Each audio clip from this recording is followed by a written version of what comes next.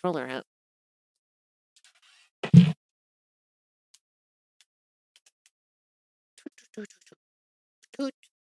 Cool. Welcome to Aiden Plays PYRE. And maybe finally goddamn beats it. That's what I'm hoping for. So, let's get on out the ramp. I don't even have Steam open. Shouldn't be an update though, or anything, so.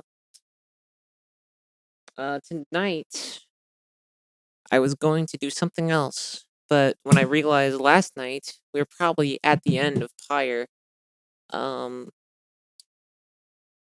decided, hey, let's, figure that shit out. That was 20-something hours ago. Crazy. Right, so now we're gonna load up Steam. You're building up Steam. You're close to your dream. Ba-da-da-da. Final Fantasy VI Pixel Remaster's out. I forgot, actually. I saw people posting shit about it because they fucked up the intro. It is fucking hilarious to me. I haven't played Final Fantasy VI since, I was, 13. So if you fuck something up, and I notice, you really fucked up. That's all I'm saying. Wow, I don't have to do anything else crazy. Oh, yes, I do, because I didn't put on closed captioning.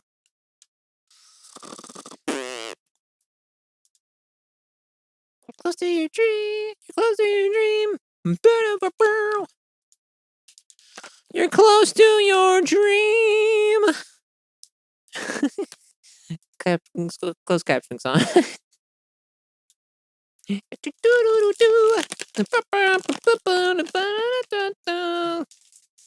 Fozzie the bear is a whore.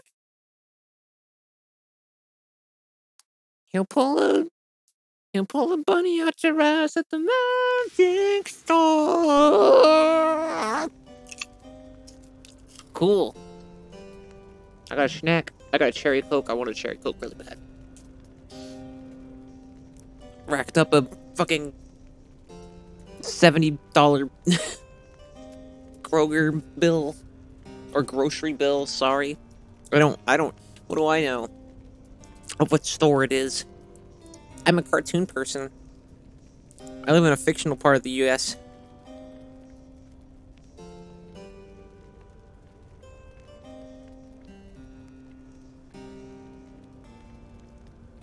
Let me turn my phone's ringer. Let me turn the ringer off real quick. Alright, cool, there we go. Yeah. No further ado. Let's go.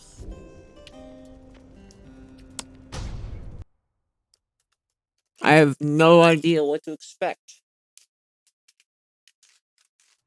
Other than we're probably gonna have to fight Orlick again.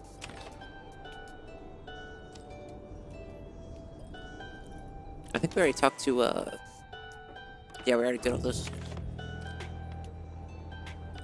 Now we got this fucked up version of the right liberation theme thing. And I have to read. This game sucks. I have to, read.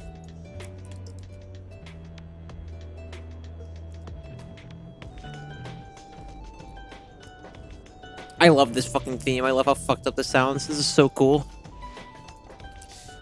Anyway, it's daybreak. You are to set forth now for the cairn of Haub, for what appears to be the final time. Thereafter you shall return here for one last exile's final chance at liberty.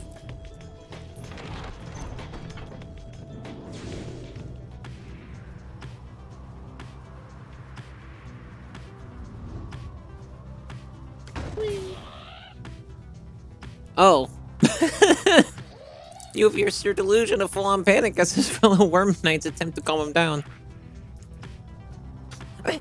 What do you mean it was the Nightwings? We are not to face them and I'll come right again, are we? At some point he realizes your wagon is aloft beside his own. You Nightwings! This night shall not forgive your transgression. Once we prevail against which adversaries are doomed to face us next, we shall come for you. Ugh. Why must this knight be so forced to fly? So far above the land and sea. Sewer bitch. Let's go.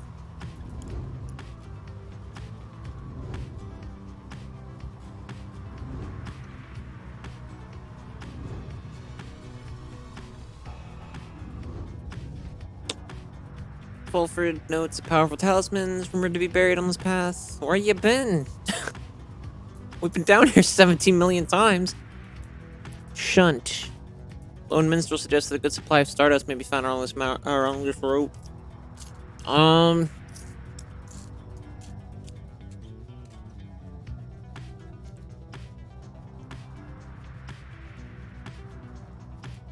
Stardust. I can boost what I have now. It'd be swell.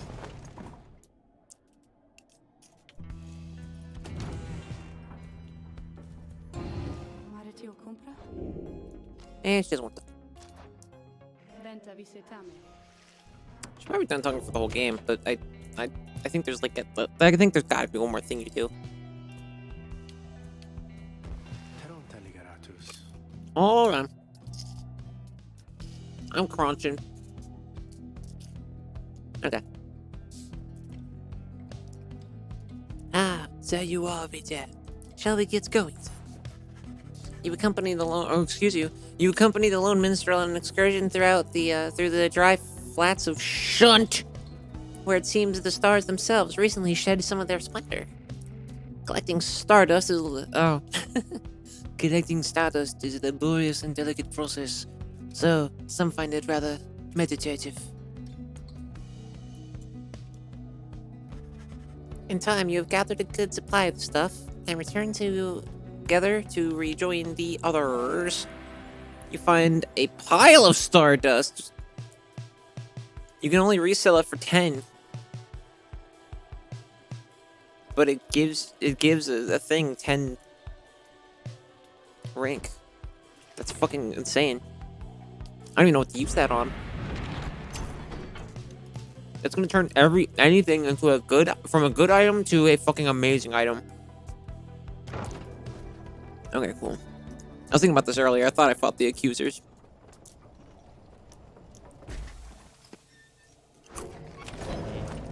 Take another turn slamming in a pig. Today's a good day for it. Fucking, Texas just passed a bunch of fucking anti-trans legislation that's literally gonna, like, split families apart. for no reason other than to be transphobic. The simple Kiwi voice.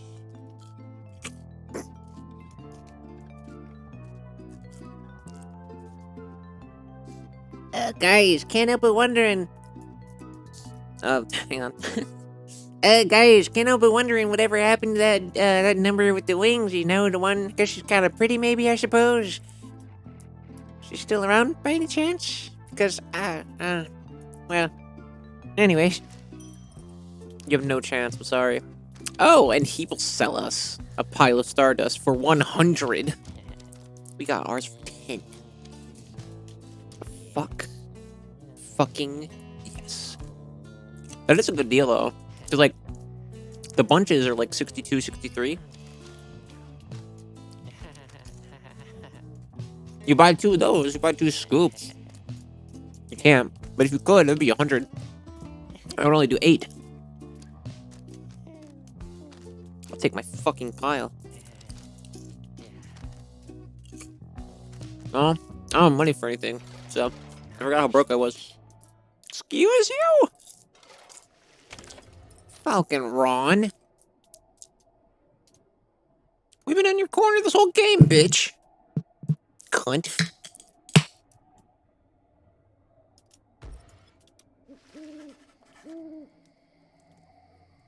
Oh well, he doesn't know we have 16 soul, I guess. After making all the necessary preparations amid the dusty waves of Cairn of Hope, you and your companions await the commencement of the rites. It's quieter, even than usual, at the onset of such events. The lone minstrel appears, bearing some sort of news. I have checked, and it appears as though the accusers have not yet arrived to read their cell. There is no sign of Linda or anyone. The sigil is not set either. If what he says is true, and your adversaries are not present, then you presume the right cannot commence. However, the stars themselves soon indicate that you are mistaken.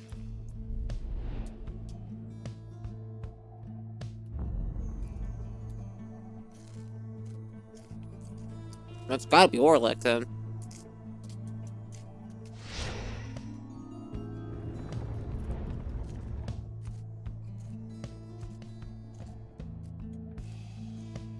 Like, that has to be Orlek. Reader, the Commonwealth, your home. Uh-huh. Today it is aflame. Much like a stack of books. Uh-huh. Aflame because of you. I didn't do nothing. Because of your outlandish plan. That wasn't my plan. I'm just here for the ride. Not that you care. I don't. Not that you shall live to see this place again. I won't. Your attempts at revolution shan't succeed. Agree to So disagree. by all means, keep trying. Okay, As thank for you. myself, I shall enjoy presiding over these remaining rites.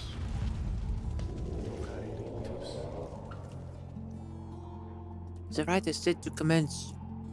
Sorry, I'm chewing on some food I found. I get nervous. But your adversaries, they have failed to show. Then the foes we were to stand against this night have ceded their remaining chance at victory to us.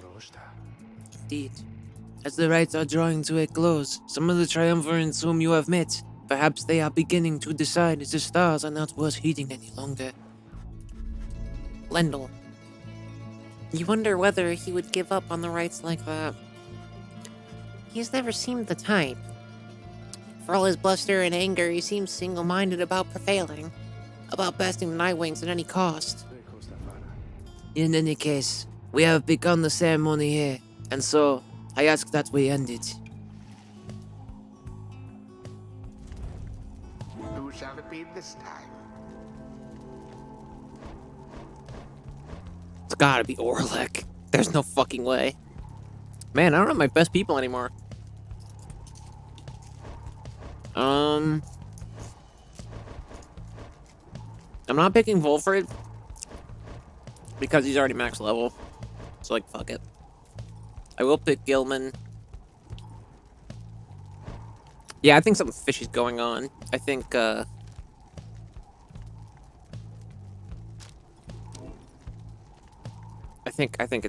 Orlek.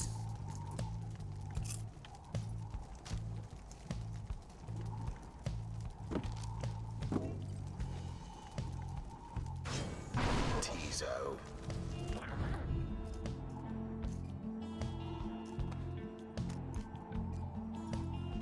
In which case, Sir Gilman. I'm not gonna do any money items. I'm just gonna be ready for the shit. Okay, Bertrude has the orb. Bertrude. It is done.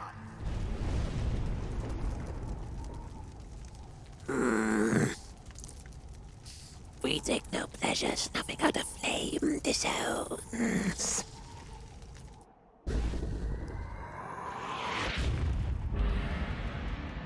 So I can't Lo, grab it with even this thing, your right? Adversaries have abandoned you. And it is done. Oh, no, they weren't bluffing. The Nightwings prevail by default. Not that their adversaries even care.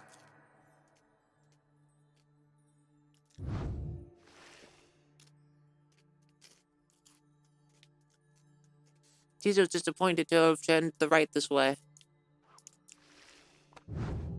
Boundless fucked up. are the teachings of the scribes.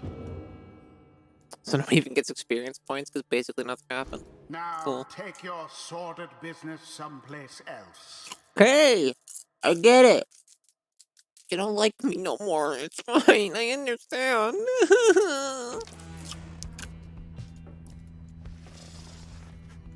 No one speaks further of the accusers back at the Black Wagon. Everyone is instead preoccupied with the right that is to come. Thus does the final chance at liberty present itself at last, then. I'm afraid so. Our plan is an imperfect one, yet here we are, faced with this vital opportunity. 77. He looks over to you. Vida, my boy. Please, go see for yourself. I think we all know where we're headed next, and I suspect I know whom we shall face when we arrive. The others turn to you as well. You turn towards the wagon's door. You know what you shall see out there. Now, however, the time has come to face it. The dim and fading light of the final star still pierces through the darkness, demanding your attention, guiding you toward the end point of your path. Oh, God.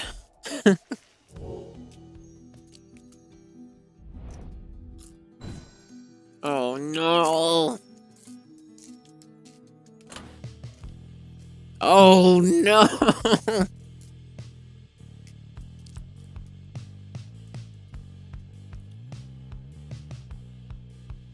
The accusers no longer have any real chance at freedom before the rites are ended.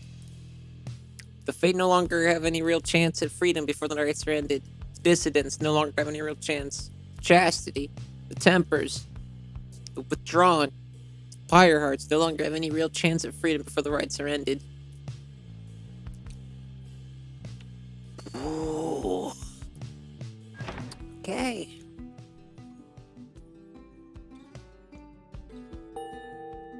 It's oral heck time.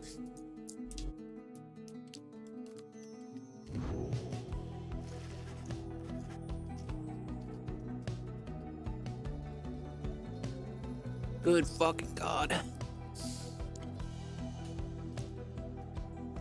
You are summoned to the Fall of Solium for your 7th and final liberation rite. Thus shall the cycle of the rites be ended for an age.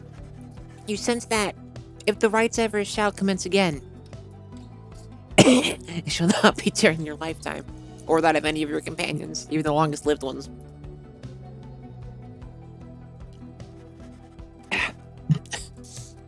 The stars reveal to you one thing more. The adversary whom you face shall be Orlak. Already he has crossed Scribe's Gate, and awaits your arrival. If the 8 scribes created the Nightwings in their own likeness, perhaps it is only fitting that the Nightwings should, in the end, be forced to face themselves. Orlak. Curse this damnable cycle that it must pit us against him in this, our final chance.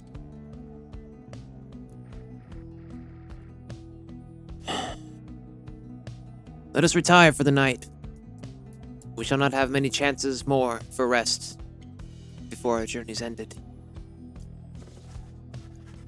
The group disperses as exhaustion sets in. At dawn, you fly to Mount Elodial to make a final effort to achieve your plan and get somebody home. But who? I actually don't know. Sandra. I think it's Sandra.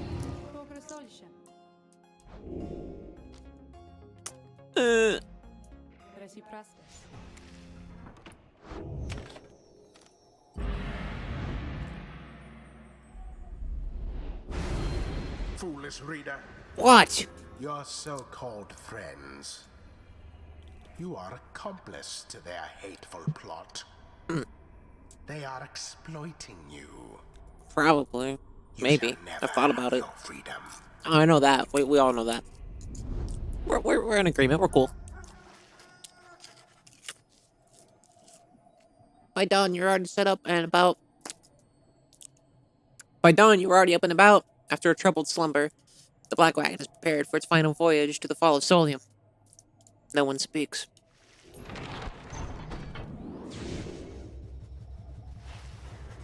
As you lift into as you lift into the skies, the lone minstrel raises his voice, cutting through the somber mood. Read up. A certain olden ballad comes to mind just now. I think it may befit the circumstance. Perhaps it may help to pass the time along our flight. Would you mind it very much if I were to play this song for the Nightwings?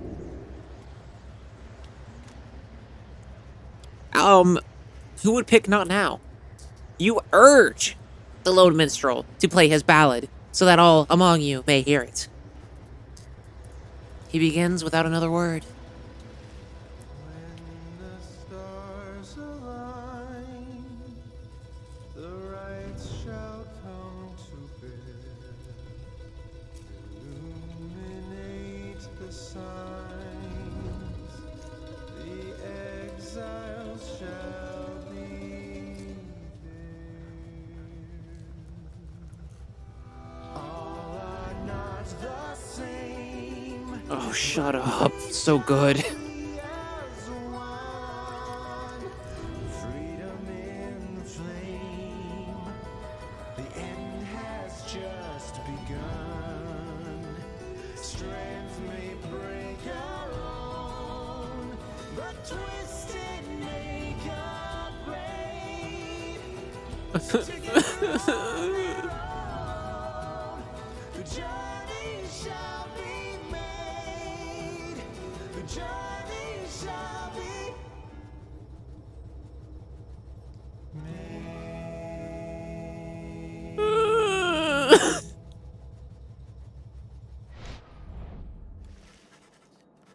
You cry a lot and touch down amid the fading glory of Mount Elodial, crying your eyes out to make pilgrimage to the summit for one last time. There, there, one last liberation rite shall soon commence. You have -1 vision. There, there, one last exile shall regain his or her freedom. All others shall remain to carry out their sentences here at the downside for the remainder of their lives. And in the Commonwealth, the plan of which you are a part shall either come to fruition or shall be suppressed. Wonderful. How does Sandra feel about that? Are cognitaras, She doesn't care. lentio me pransis. Oh, we tried. After having landed, you join Sir Gilman on an expedition to the mountain of Molten Melith for what is likely to be the final time.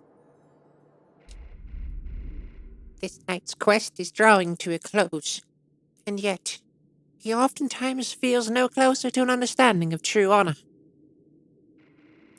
Here he is, on the verge of his good companion's final opportunity at freedom, and he thinks only of himself.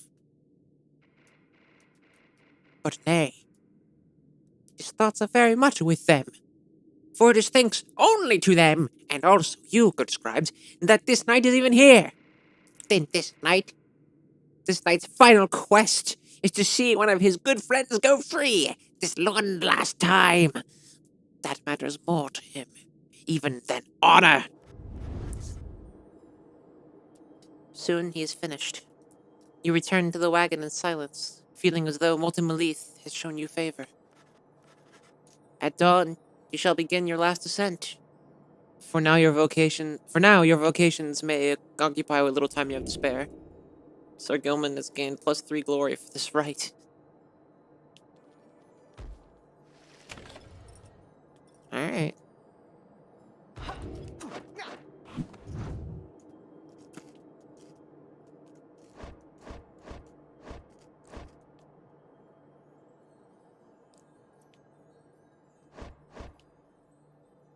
Fuck. Alright. Educate us if thou canst. Alright, cool. Yeah, we do the thing.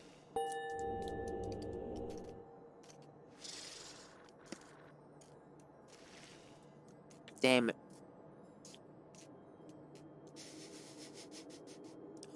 $50.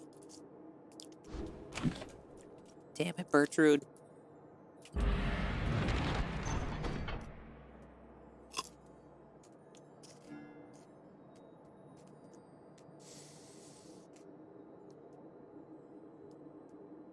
Scribe's Gate. Scribe's Gate! They just said describe themselves. Keep on describing it. Only the worthy may pass through the gate. Cool. Let's go. The messenger somehow tracks you down in the splendors of Mount Elodial and delivers to you recent news and rumors from the other side.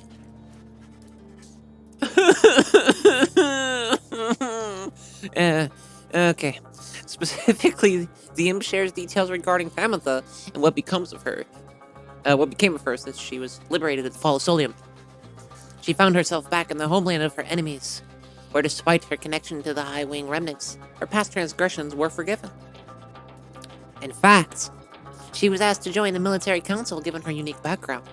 Yet she refused to cooperate and instead demanded to be reunited with her sister Tamitha. But when they threatened her with a re-sentencing to exile and insisted that she take the opportunity, Tamitha said at last that she would think it over and return with a decision soon.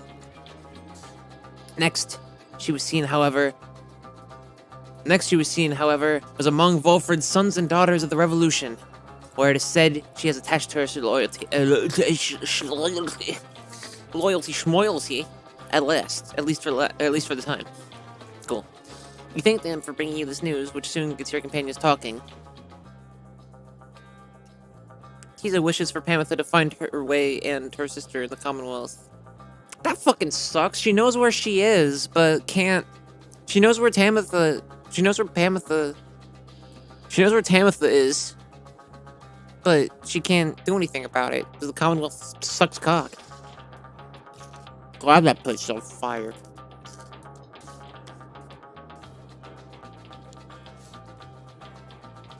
We suspect the ancient enmity between the winged and the flightless shall not be soon resolved, if ever at all. I hold to hope that both the Thane sisters, one day soon, shall join together as part of our good cause. The two of them can help lead us toward a brighter future. Never once before had this night felt even a thing for our most bitter enemies. And yet, having known Pamitha proved eye-opening indeed for this night. In spite of some mixed feelings, the news of Pamitha's liberation fills you and your fellow exiles with resolve. Yeah, I was about to say that doesn't incite a whole lot of hope in me, but you know, if it works. It works for everybody else.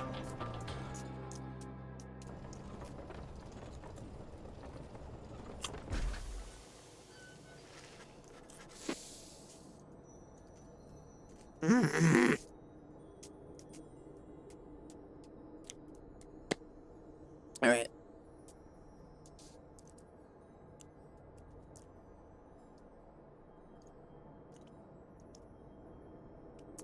You stand before the Scribe's Gate with your companions. The Gate Guardian is there, as ever, but you sense something different in her. Escutil Noctalas. The exiles of the Nightwings. We shall not meet again after the coming rite. Simnaderus. Tariq and I. It shall be time we take our rest, I think. Salutiam, Ceres. Greetings, Celeste. I would tell you that the Nightwings are prepared, though this time I am uncertain that anyone among us feels thus. Antisacare. We have a duty to uphold, Tariq. Taruntadaje. And then what, Celeste? Petara Nilum. Then nothing. Not for the rights, or us. Not till the dawn of a new age. Transage Lostium. Now, Nightwings, step forward. Please state your names and what it is that you seek whilst crossing Scribe's Gate. One by one, your fellow exiles approach her, now with sureness in their step. Or slither. Oh. This is Sir Gilman of the Sea Dominion, at your service. This knight's never-ending quest for honor shan't end here. Yet first, he has a noble duty to uphold. My name is Volfred Sandalwood. I long as yet to see an age where freedom is one's birthright, and no longer are good people such as these forced to contend for it.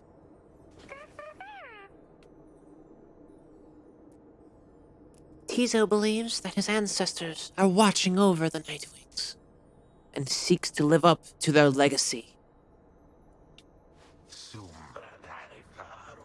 We are called Big Bertrude.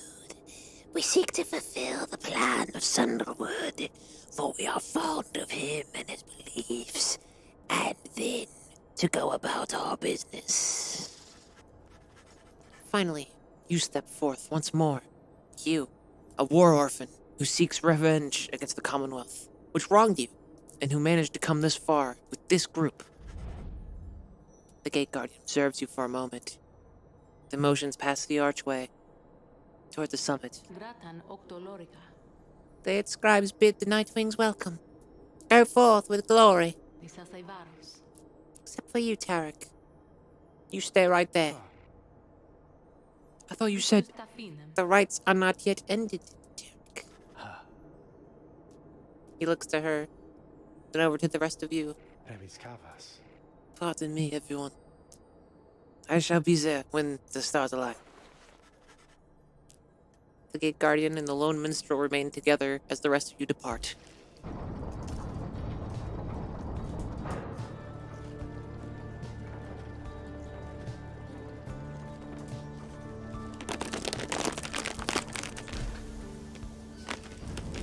Snacks are closed.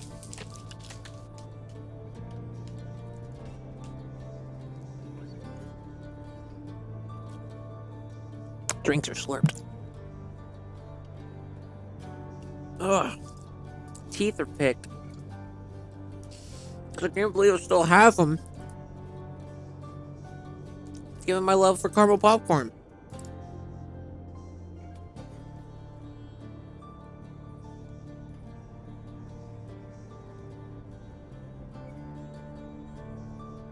There we go. Okay. You have gained the summit of Mount Lodiel for the 7th time. The final time in which any of you shall have a chance to leave the downside.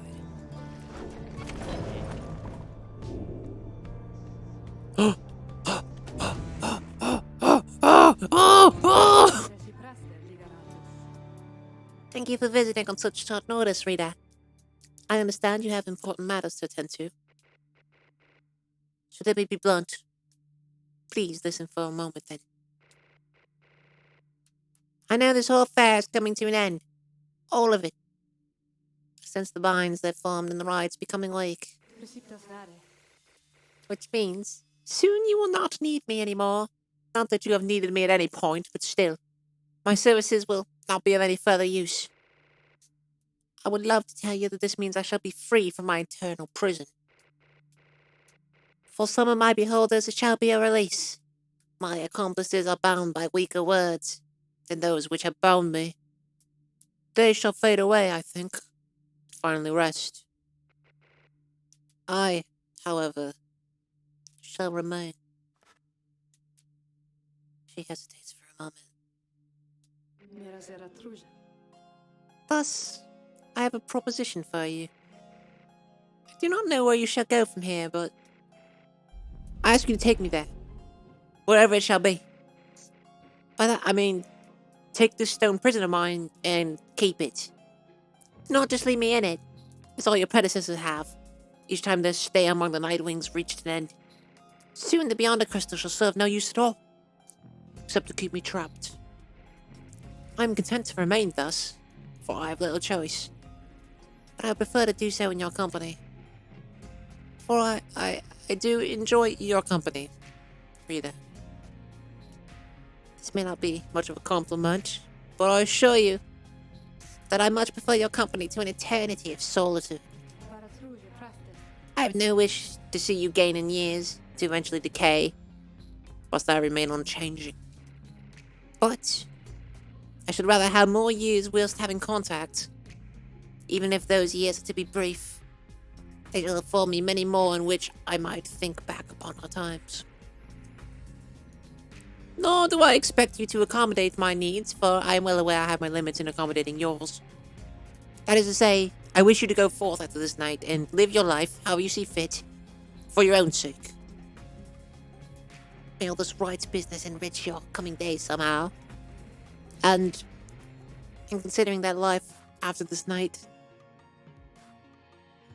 if you think If you think that there may be a place in it for me, however small, then once again, I simply ask that you take me along.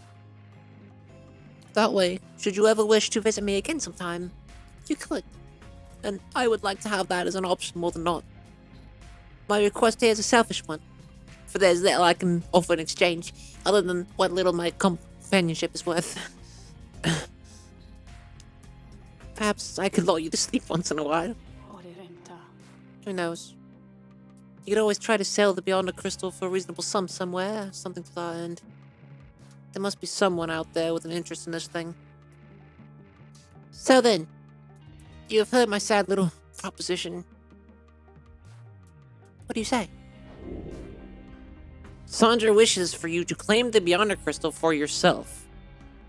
Sandra proved to be a kindred spirit. You'd rather not part ways with her. The Beyond the Crystal is not your property, nor is Sandra's pendants your responsibility. Bitch! If the scribes already fucking want to kill me, and the voice already wants me to die, then let's take a green orb to the Commonwealth. You grasp Beyond the Crystal and set it into the folds of your clothing. Sandra senses this and makes a sound as though surprised. Thank you, Rita. She's at a loss for a moment. Then, let's go then. From this place. Go and face your last remaining adversaries. May you crush them under heel and achieve the outcome which you seek. I believe you shall prevail. She disappears into the stone for now.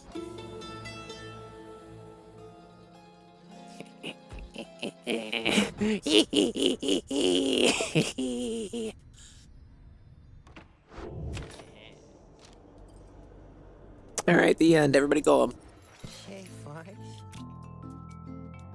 Hey guys.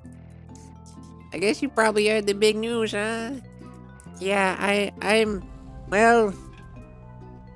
going out of business here, I guess. Just hasn't been the same, you know? Well, with the stars all fading out and stuff. Anyways, just want to say you guys are great. And I sure am gonna miss you. Miss having you guys as customers and all of that.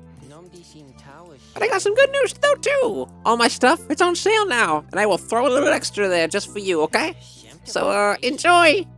Or maybe I'll be seeing you guys around, okay? Henceforth, all of Falcon Ron's goods are 5% off.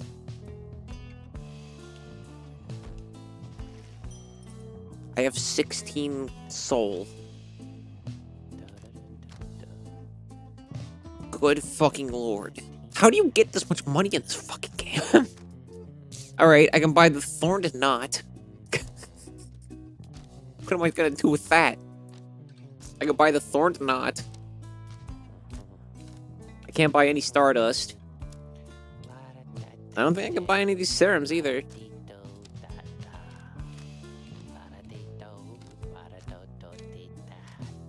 I can buy Scribes. Oh wait, nope, I can't even afford Scribe stuff if I wanted it. So, sure. For old time's sake, buddy. Good sale. Good sale, my dude. Wait a minute, do I have anything I can sell? I mean, I do, but I'm not going to. Actually, hold on.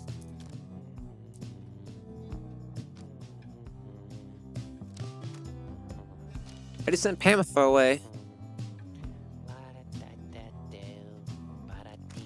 Can I buy anything with 82 gold that I actually, like, want? With 82 gold, I can buy Stardust. I can buy serum of some kind.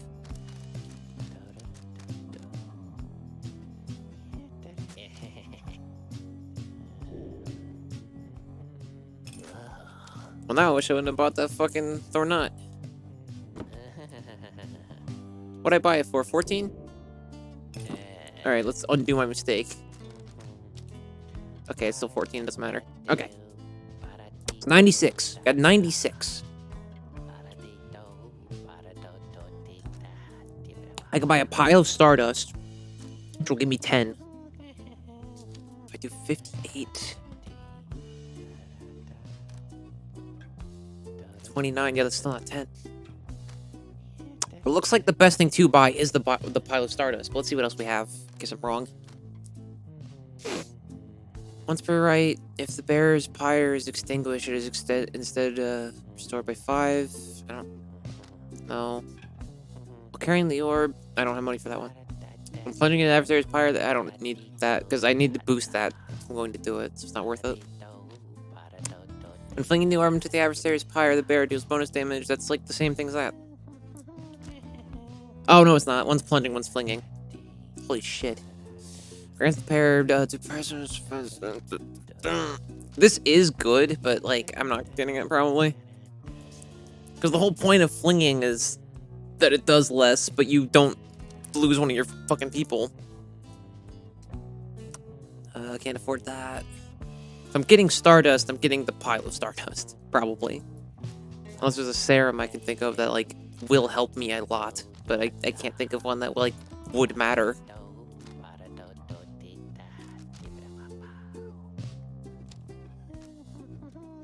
Let's do it. Let's fucking do it. Not trying to get a repeat customer there, Dad. You give him a deal. Something like that. Bye, Falcon Ron. Godspeed, you fucking goblin. You've gained the summon of Mount Elodial for the 7th time. Very few stars remain above to light your way As you await the commencement of the final liberation rite. The lone minstrel finds you clutching the Book of Rites. Seeking there, perhaps, some bit of wisdom that has eluded you thus far. Be dead. We may not have a chance to speak again after this. I may have to go. I wish to say that I am grateful for having made your acquaintance, and I shall remember you with fondness. I wish you well this night and always. Go forth with glory. Then he looks up and he extends his hand in friendship. You clasp it. You see Sir Gilman has joined you. All of your companions are there with him, in fact. Master Reader, it has been this night's greatest honor to have sat with you. Let this be our most glorious stand yet. Reading one, thou art both wiser and less irritating than most others of thy kind. We have learned something from thee, and we are grateful.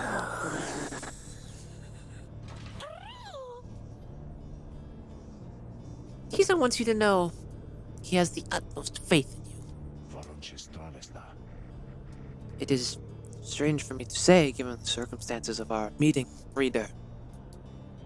But it has truly been a pleasure. Onward, now. Let us achieve our plan. Which, need I remind you all, is 77%. You look upon your fellow exiles, your companions, with whom you have withstood the downside, and with whom you shall now conduct this final raid. I can't read. Begging your pardon, but my time has come. We shall see each other soon. We depart. After this night, the outcome of Wolfred's plan, the plan of which you all have been a part, shall be decided, one way or another. For now, all you can do is strive to prevail against your final adversaries, so that one last companion may go free.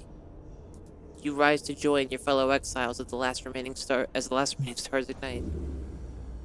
The final liberation rite of this age shall now commence. The people of the Commonwealth need us. They need us so bad.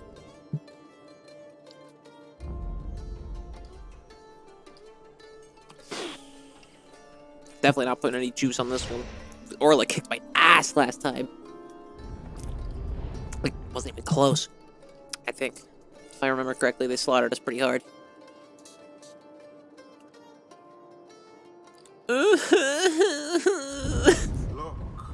for one last time, upon the fall of Solium, dear reader.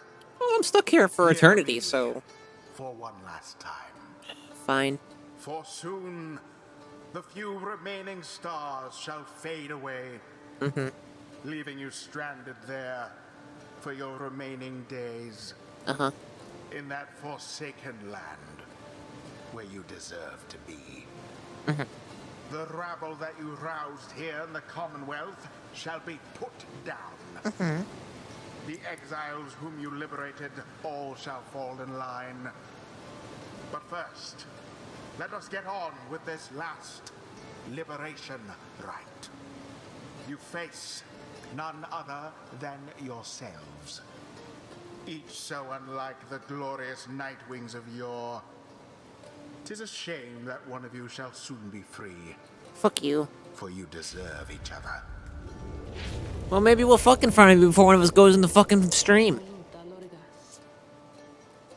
The pyres burn, and each of the triumvirate is present and prepared. But before the lone minstrel can concur, as per the custom. Not another word. The demon Orlex slowly raises his clawed fingers to his mask. The false Nightwings have arrived at last. Long have I awaited this. My freedom was once stolen from me. Then I was cheated of it. Here upon this mountaintop. You may now attempt to take it from me once more. He stands there for a moment, silent. Then, Orlex taunts his mask and stands prepared. May these damned rites cease forever for the misery which they caused. Ash and Cola 40, huh? Well, what do you know? Nightwings, we shall not meet again after tonight, for The cycle of the rites is all potential. thus I would have your decision on whose behalf shall you conduct this final liberation rite. The one whom you anoint, or else the exile Orlac shall be returned. Godspeed, Rita. You know what is at stake better than I. I have utmost faith in you to make the best decision and conduct this rite with glory. Nightwings, the star's remaining light grows dim. Your decision, please. It's time now to choose who, if anyone among you, shall go free this one last time. The rest of you shall remain in the downside to the end of your days. One by one, you meet the gazes of each of your fellow exiles and burp in their face a little. Sir Gilman, Bertrude, Tizo, Fulfred, your fellow exiles, your companions, your friends. Together, you have come this far, but now, the downside and the rights conspire to tear your group apart and disrupt your plan. Are you prepared to choose this one last time? The fate of your friends of the Commonwealth may hinge on the decision you're about to make. It seems both cruel and unfair to have to make such a decision. Having to make this last decision is unconscionable. It is too much. You hesitate, but then sense a reassuring voice enter your thoughts. Do not give in, reader. Do not give in. We stand with you. The choice you are about to make, however you shall go about it, and whatever the outcome, we understand. And so, you need not hesitate, and you need not explain. So please, trust in yourself. For all the rest of us, we trust in you. Consider what you're about to do. You cannot back down. With but a glance, you reassure your fellow exiles that you know what to do. One final But it's a fucking lie, I have no idea. Too bad for the rest of you.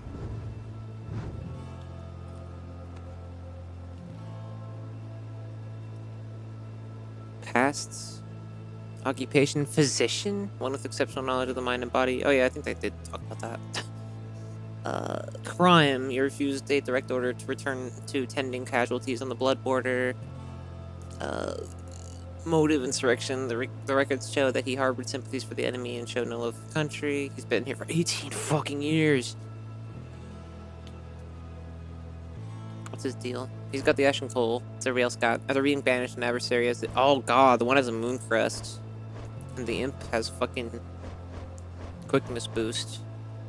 Other than that, they don't seem all that intense. All things considered. Sorry, Bertrude. Damn it! Fuck! Damn it! Fuck! Ugh!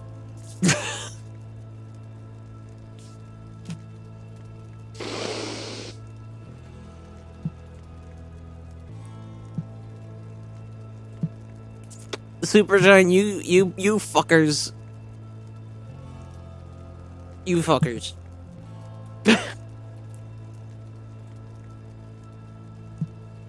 You fuckers.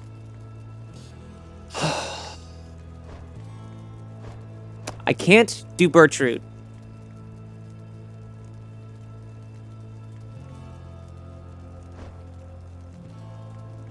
I can do Volfred. And as for the plan only being at 77%, I would feel a lot better if he were on the other side to command everybody directly. He said his time is not yet done, and that he should not be anointed before everybody else. Does that mean he wants to be anointed now? Like, I'm not hamming it up. Gilman, you know, was raised to be kind of like just a killing machine, right? But like, now he's kind of come around. He's a good guy with us.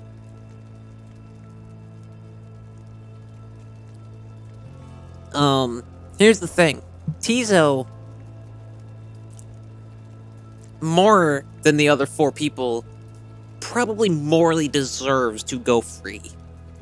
However, he was pretty much born of this world. So he won't really know what the fuck to do with the Commonwealth other than join the Resistance, and that's like it. Also, if I pick him, I'll probably lose the match.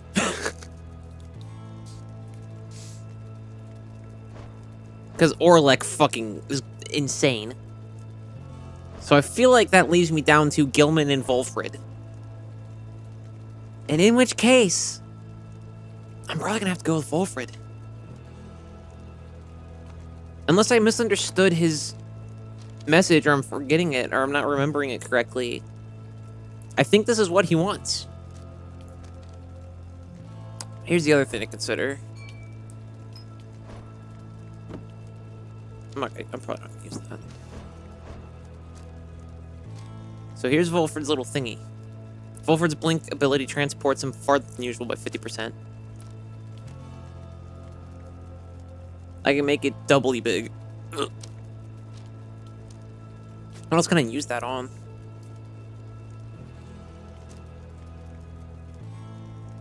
Righteous Flame. After dousing the adversary's pyre, the bearer's pyre is restored by up to 8. Could be 10. At the start of the right, the bearer's pyre gains... I can turn that 7 into a 20 fucking 2. And at least put us, like, close to even keel.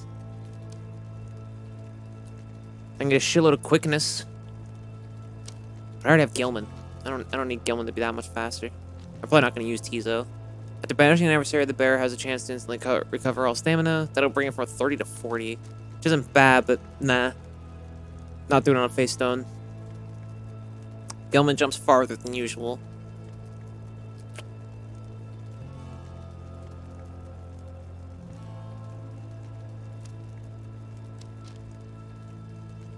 That's actually pretty tempting, I won't lie.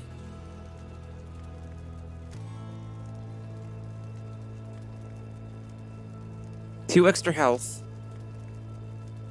22 extra health at the beginning.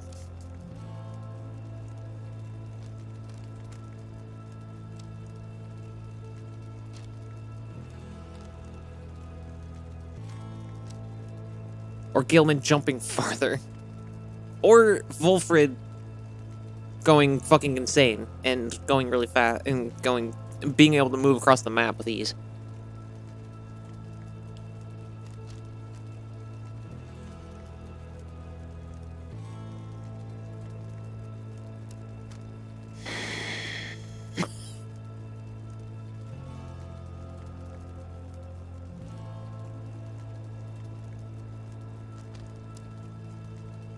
But the problem with Ash and Coal is that, like, once it's used, it's used. That's it.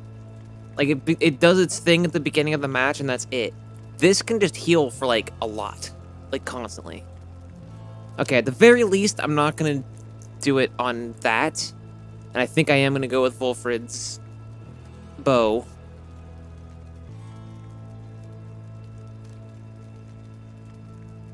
I'll probably bring the Righteous Flame along. And I'm not sure what I'm going to give to Bertrude.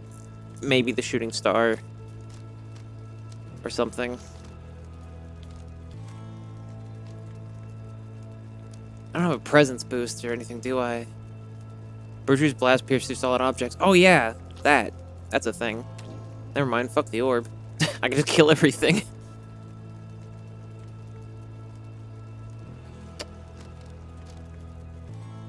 Yeah, fuck it. Alright.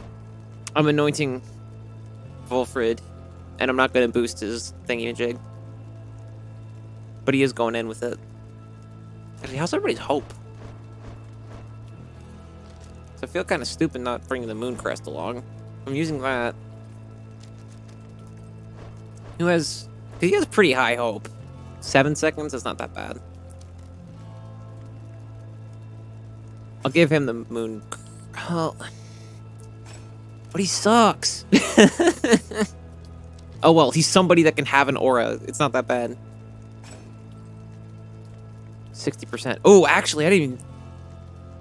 Oh, it's already ranked 20. You can't boost it past 60.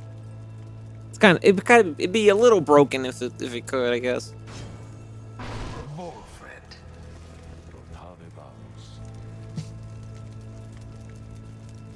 Yes. Okay, let's read it. Long have I dreamt that I might someday see this plan of ours come to fruition. I promise you that I shall make the most of it, if we are to prevail. Your choice is cast. As for your other companions, you sense a clarity of thought and purpose in each of them. They stand ready to support Wolfrid, as well as you. Who shall stand with him? Sorry, Tizo. Sorry, buddy. I'm definitely doing Bertrude in her fucking Chaos Blast. That fucking slaps. Bertrude. Thy bit is ours, reading one. Let the remaining stars shed their last light upon our ceremony here. I'm gotta go with Gil. Now, I'm gonna boost one of these fucking items. It's gonna be the one I'm gonna bring into battle.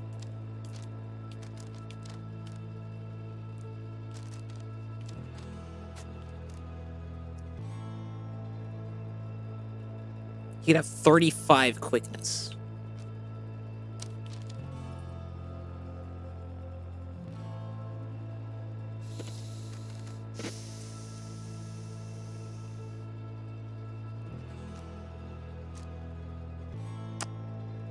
Or I could give him his fucking thing. He can jump really fucking far. That'd be pretty good.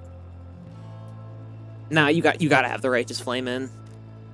If you're going against Orlek, it's gotta happen. Sir Gilman.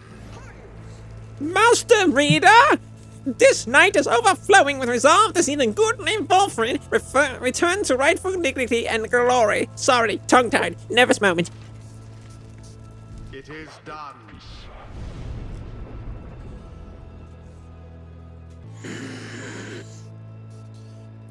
Those would be my adversaries then.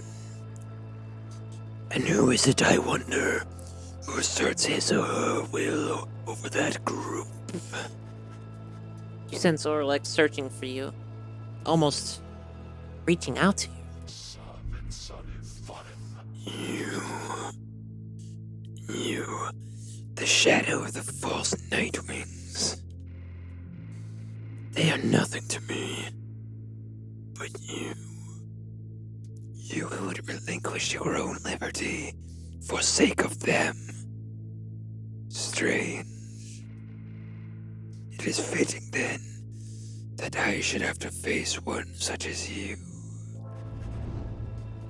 Then Orlek stands at the ready, signaling for his two allies to do the same.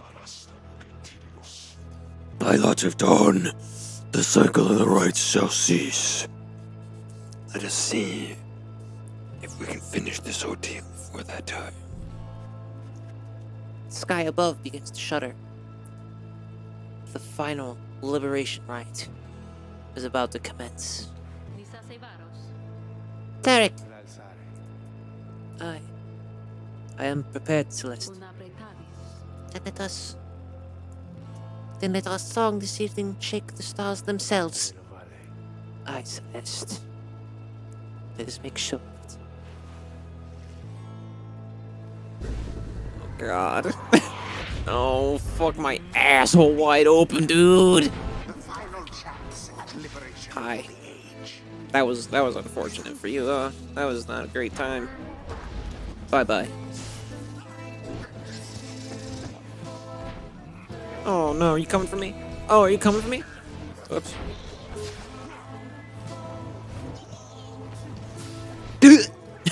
Fuck. Hi. Hi. Hello. How you doing, buddy?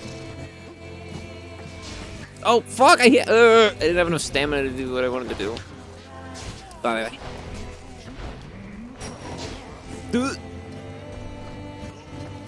Oh, no!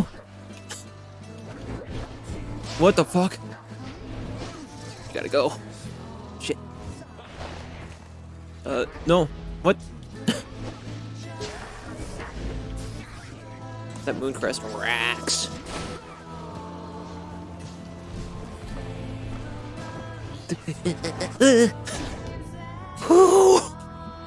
I was close.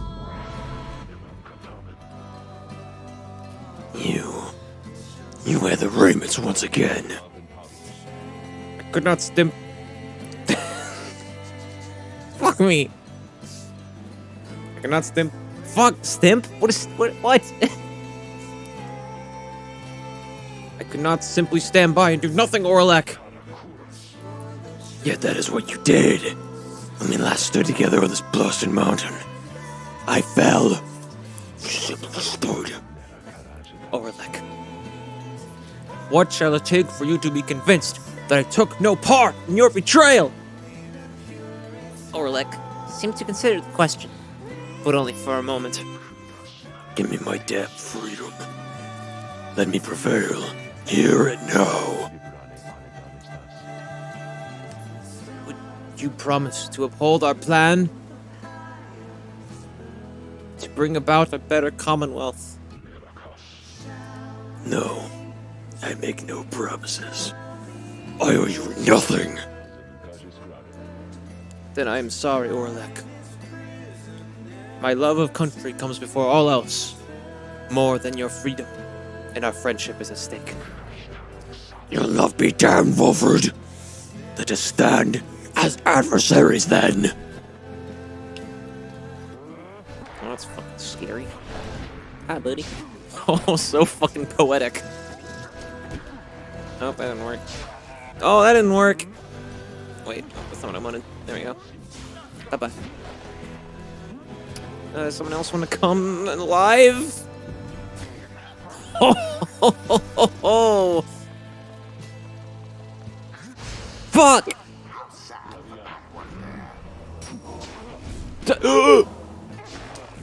All of the Nightwings banished. No law against throwing in the orb.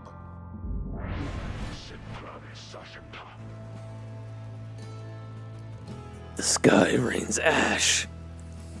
Soon shall your pyre's own mingle with them. Just then, the sky above begin. Just then, the skies above begin to rain down fire. The final throes of the cycle of the rites, and the ending of the age. The brood vanished. Oh, How he has changed, that Warlek. fuck, what? Below these many years. Bye-bye. Sir Gilman Even plunges into the fire. Fully vanquished. You guys got your ass kicked. Suck on that shit, you bitch. Fuck! Wherever did the Nightwings go? Shut up. Cunt. Simply threw it in. Well, yeah, because I got a fucking plant thing going on. Begone, Beaufort. I don't understand still how our aura how his aura works. It really confounds me, so. Seemingly unfair. Oh, well, and we lost.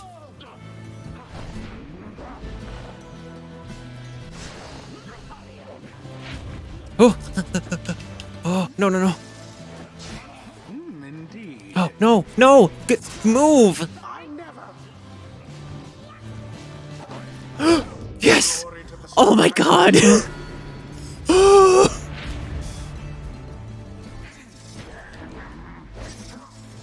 Oh, get out of here, cunt. tough luck. What the hell? I don't understand Wolfred's bullshit. Blow against your pyre. I don't understand how he works, and it's going to cost me the game. All of you, you shall rot here. You shall rot as I have, all these many years. You false Nightwings, who would deny me once again my rightful liberty.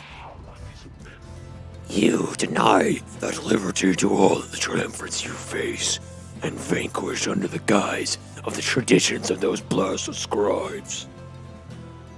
Come, let us continue with this glorious affair. Wonderful. Hi. Distracted? Fuck. Get it. Restore. What the fuck? How? How? Actually how? Actually fucking how? What? Like actually, huh? Get it, Gilman. Get it, Gilman. Get it. Have all my kills in this one been Gilman? So, the false Nightwings bear their fangs at last. But that cannot be your finest effort. You think you deserve your freedom more than I? Then fight for it, damn you! Hi, I'm Bertrude. And you guys are a bunch of filthy fucking cunts.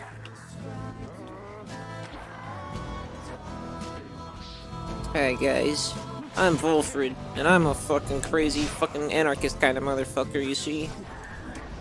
Die. Consider dying. Consider dying. No, I cannot just do this with Wolfred. It cannot be done. Alright, Bertrude's back at least. No!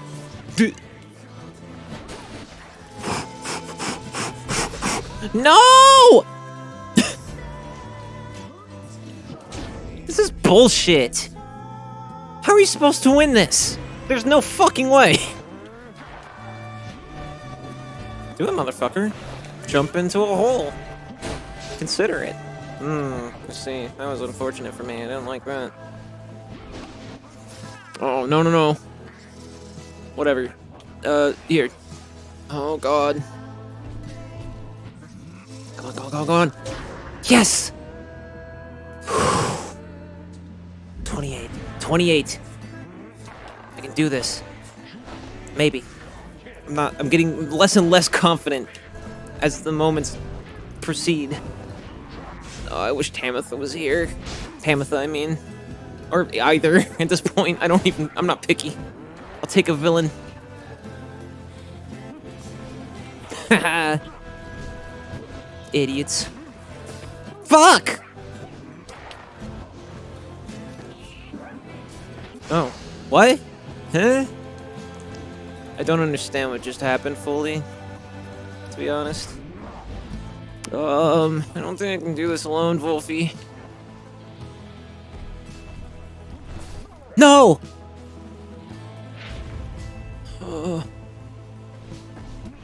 No! Yes! Yes, yes, yes, yes, yes, yes, yes, yes, yes, yes, yes, yes, yes! Eight more! Orlex stands breathing heavily. He looks back on the thin lick of flame that is his smoldering pyre before turning his attention back to Triumvirate. Oh, fuck this, dude. Do it. Touch the fucking orb. Touch it. You fucking cunts. What the hell? What happened? What happened? I don't understand. 4, 3. No. Come on, Bertrand. Come on, Bertrand. Yes.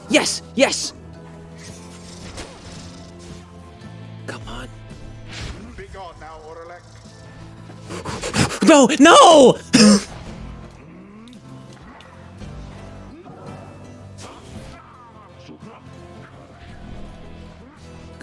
Come on. No!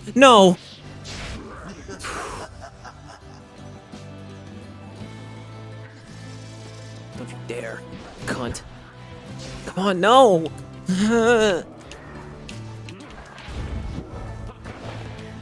I caught it, but like, I can't do anything because Volfred fucking sucks. Exiles all are banished, I'm afraid. I'm about to banish your fucking ass to hell. Duh! I hit the fucking button, I swear. God damn it. See? He sucks! He's fucking useless! He can't do anything! Oh my god, I'm screaming. I'm screaming. What the what am I supposed to do about that shit? What happened? What happened? Why did he drop it? Why did he drop it? Why did he drop it? Come on, Gilman. No! What the fuck? Now to the flame. Come on, dude. You got this. No! Just fling it in! Just do it! And it is Oh my fucking god! Night Wings proved their worth. An outcome which left little room for doubt. Thus ends the liberation rite. And thus, the scribes have chosen. Praise the scribes. We've done it. You look upon Volfred for what you shall... You look upon Volfred for what you expect shall be the last time you see each other. Any moment now, the Shimmer Pole shall engulf him. Any moment now, he shall return to glory and join his agents in the Commonwealth to help achieve the plan. Any moment now, the cycle of the rites shall end until at least the dawn of a new age. Any moment now. And thus, the scribes have chosen. And thus, the scribes have chosen. And thus, the scribes have chosen. No. Nightwings. Reader. What have you done? Nothing. The scribes are, taking a break or doing an orgy or whatever. Hold.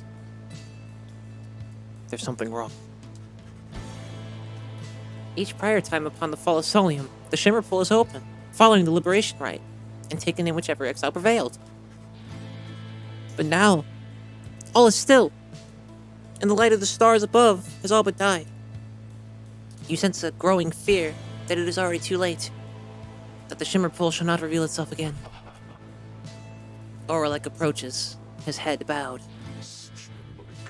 The 8 scribes saved their greatest treachery for last. Then something else catches his notice. Wait, A sudden rush of starlight cascades through the stillness of the summit. A Shimmer Pool has appeared again. Different somehow, but open. Fulford looks upon it, but it does not engulf him, or at least not yet. it seems I was mistaken then. The 8 scribes.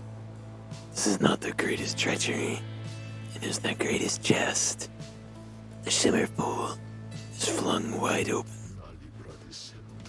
Seems that all are worthy now of freedom.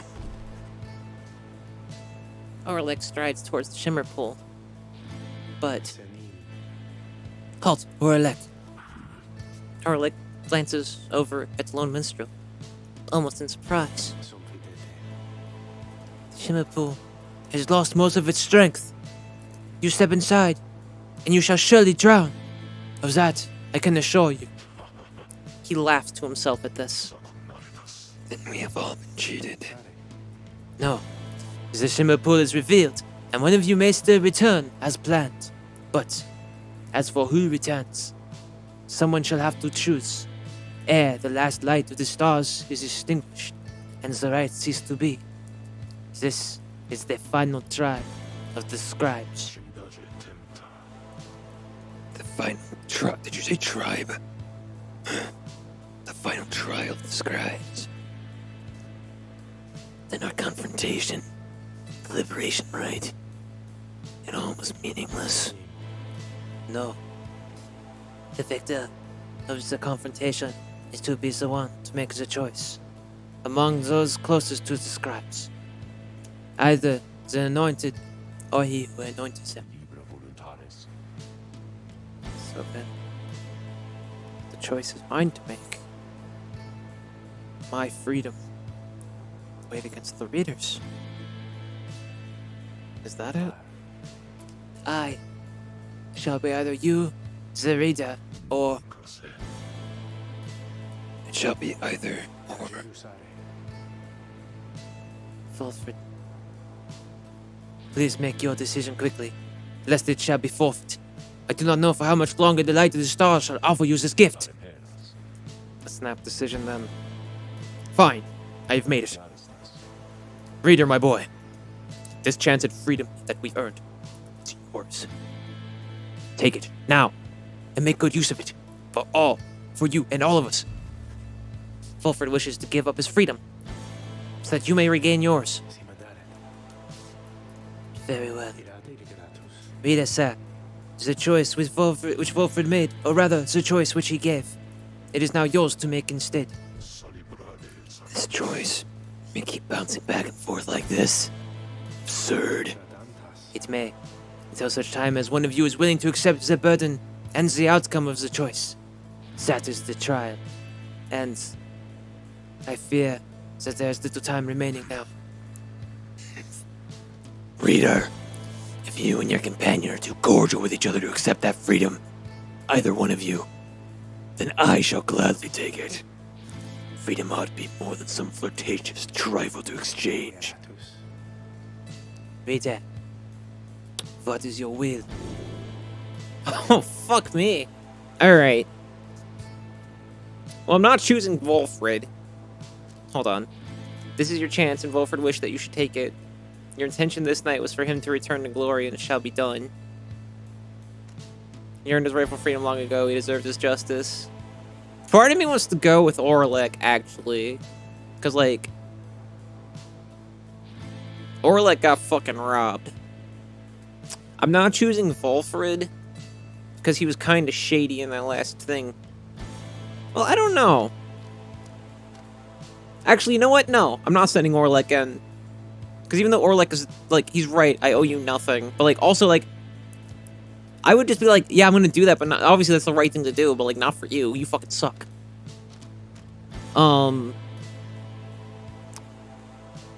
Yeah, me. Your mind is made up. You have chosen to be free yourself. I see. And understand. Then, it is done. Fulford looks to you, this one last time. His heart filled with unspoken understanding. You turn then to the lone minstrel for an instant, but another instant later. He is gone. He and everyone. All you feel is the coldness of the rush of water coursing all around you. Fulford gave his freedom so that you may yet have yours. You are set to return to the Commonwealth and leave the downside forever. May you return in glory. Godspeed, reader. By the scribes, Is that me? no stars remain aloft. The cycle of the rites. It is finished. The controller's vibrating through this entire What shall thing. become of it? I'm gonna burn that What shit. shall become of us? Nightwings. The opportunity to gain your freedom from the downside. Was it not enough? No. That's why we did this whole thing, actually. We're paying attention? You can see into my dreams. If you know about the weird rubber duck thing, then you know about this.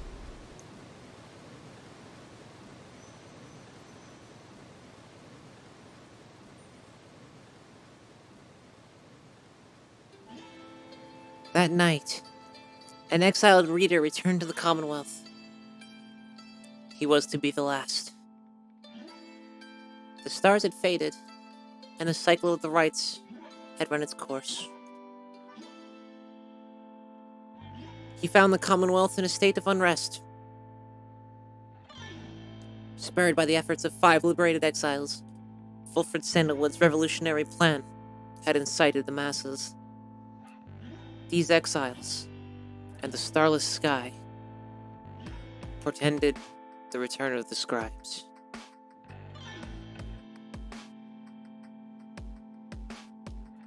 The rulers of the Commonwealth pushed back. Fighting broke out in the streets, in spite of Sandalwood's intentions. It was then that the high-wing remnants chose to strike.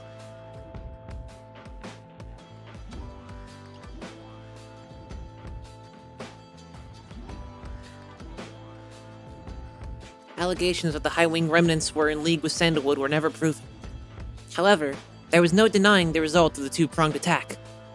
After enduring for almost a millennium, the Commonwealth had fallen. The new Saurian Union declared its sovereignty in the next year. Among the changes its elected leaders ushered in, they vowed never to cast their people into exile, and they abolished the old Commonwealth decree forbidding literacy. Today, we still remember all of this. And we remember the exiles of the downside, whose deeds led to the dawning of our age. Whether they returned or not.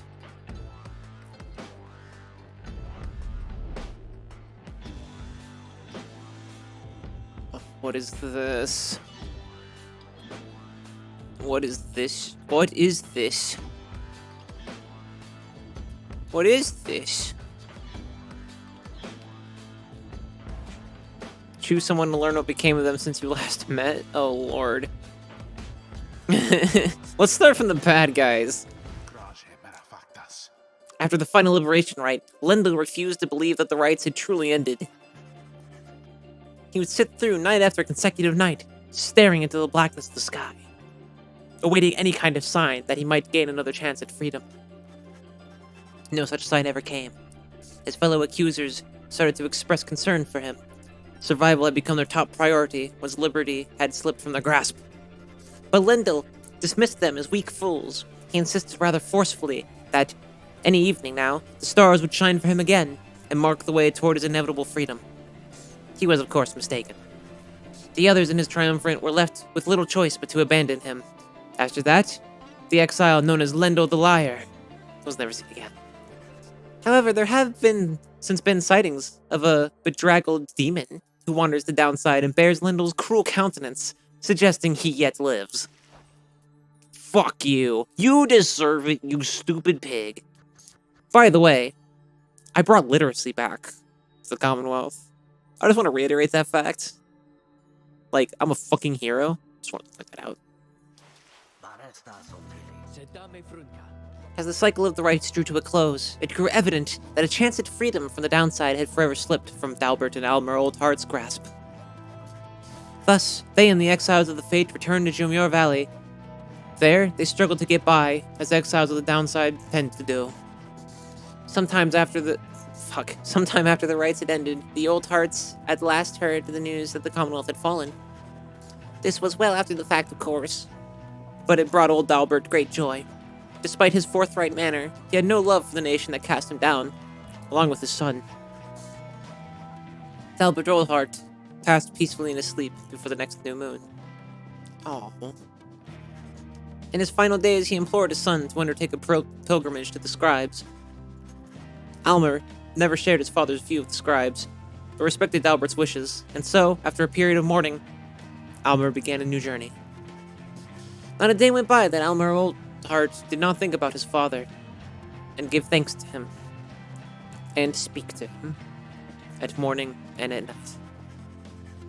Would that the stars yet shone, for surely Dalbert's would be there among them, smiling down at his son, and watching over him and his kid.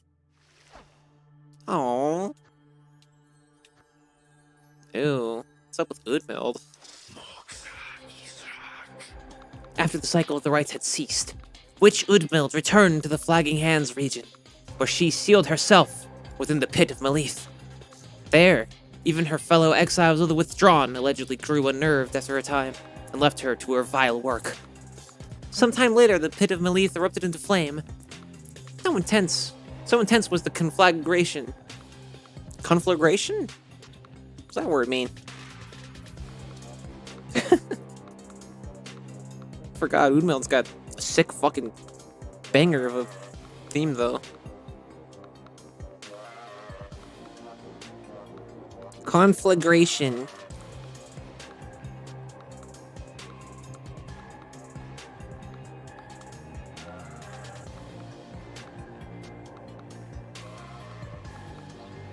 Conflagration.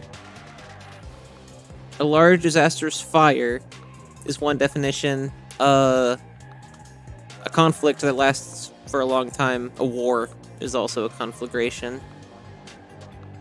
We all learned something new today. Other than how PYRE fucking ends. Sometime later, the pit of Malith erupted into flame. So intense was the conflagration that it could be seen all the way from Jumyor Valley. Arson was suspected, though the cause was never verified, and many bog dwellers in the region were forced to flee. A tempest blowing from the north finally quenched the flames. When at last the ashes settled and the grounds had cooled, the site of the fire was scarred beyond recognition.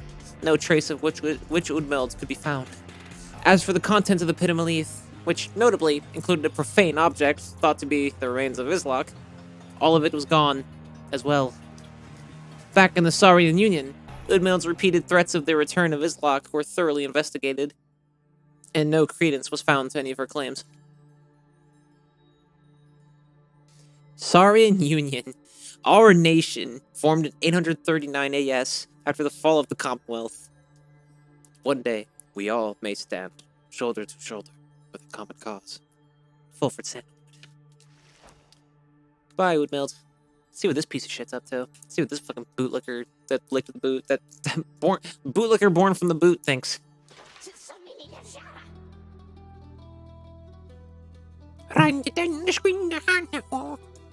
After all his life... What? I'm just adding words in. All his life, Sir Deluge had fled from one danger... Oh. All his life, Sir Deluge had fled from one danger, only to find himself facing another. He had escaped the war-torn waters of the Sea Dominion. He had escaped the blood border of the Commonwealth. And now, he had escaped the rites. After the rites had ended, many exiles wrapped up in the ancient tests were crestfallen, as their last chances to return to their homes vanished, along with the stars above. But Deluge did not mind. For this outcome meant that, at last, there was no burden of responsibility weighing down on him. Having heard that Sir Gilman also had remained behind, Deluge made a point of avoiding him at all costs.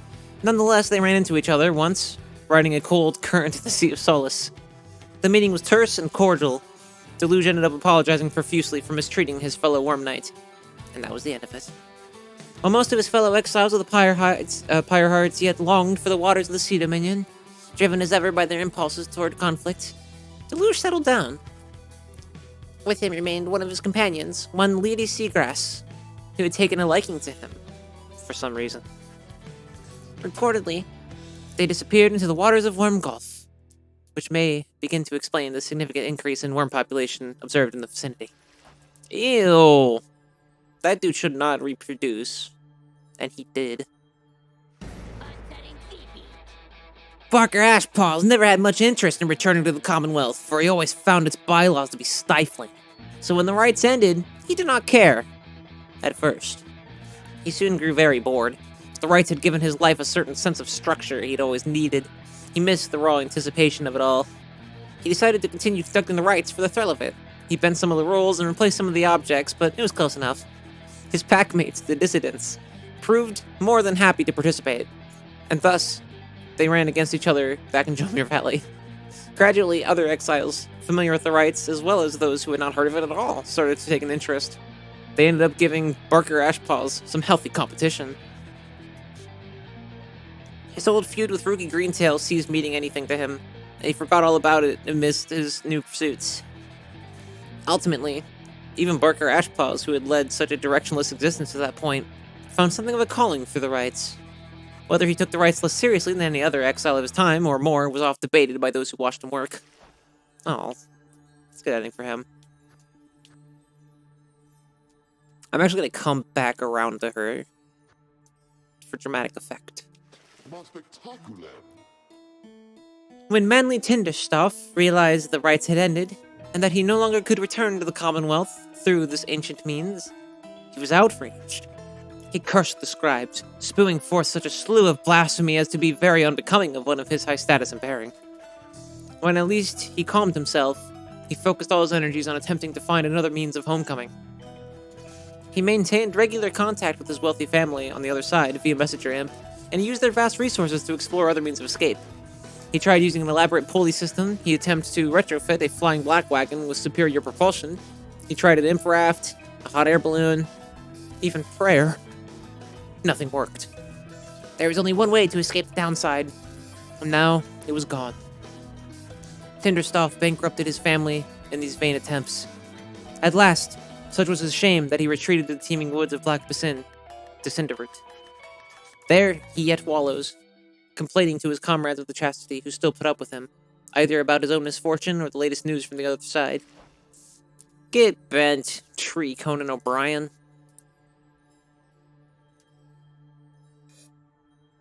I'm out of water. My throat feels tense. My vocals! They're broken! Oh no! Alright. Once it became clear to Ignarius that the rites were drawing to a close, he knew that it was time for him and the Tempers to call it quits. But first, he and the Tempers decided to celebrate, and that they did, for many, many nights. The revelry did eventually subside. The exiles parted amicably and went their separate ways. He roamed the downside then, searching for some meaning in his life, sometimes taking odd jobs requiring his brute strength. He never remained alone for very long, and took on many lovers at this time. However, he sometimes thought about the one he had called Curly Horns, and what became of her. Though his glory days as the most powerful conductor of the rites had long since passed, he always enjoyed the fearsome reputation he had cultivated at that time.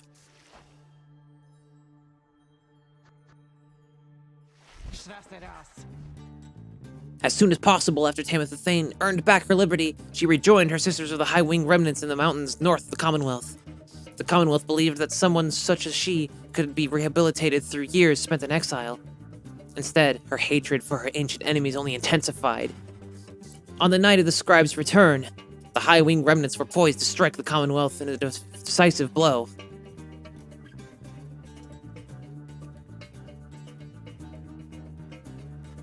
They had received credible intelligence about the expected positions of the Commonwealth leadership, and of specific weaknesses in the blood border defenses anticipated that night.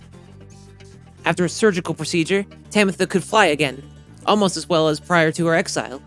She insisted on spearheading the attack with a squadron of the Harp's finest. They descended on their foes exactly as planned.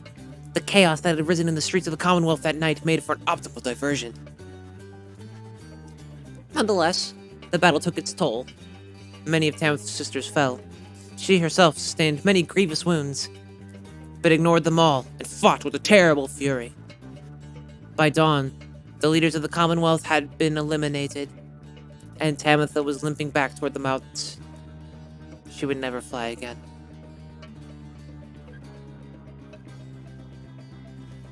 Soon after the fall of the Commonwealth, Tamitha attended a debriefing in which her blood sister, Pamitha, was also in attendance. Tamitha was very skeptical that Pamitha could have played a beneficial role in the preceding events, and lashed out at her. Pamitha made no attempt to elude the attack and was struck full on. This cost Pamitha the use of her right wing, yet after she recovered, she shrugged the incident aside, and said maybe they could call it even now. From that point on, the Blood Sisters kept a formal distance, but were cordial with each other. After the rise of the Saurian Union, Tamitha Thane continued to serve as flight tactician, and remained respected and feared, even among her kind. However, without a war to wage, she grew more distant even than usual. Those closest to her surmised that her inability to reconcile with her blood sister was at the heart of this, though for her part, Tamitha never once admitted to any such weakness. Of course.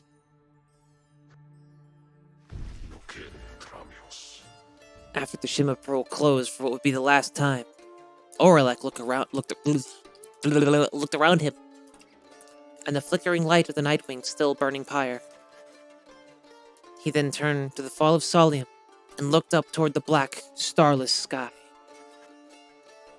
He cursed the 8 scribes, then, one after the other. After that, he strode forward, towards the waters coursing from the side of Mount Lodial, and, without hesitating, he cast himself down. Oralek's body was never recovered.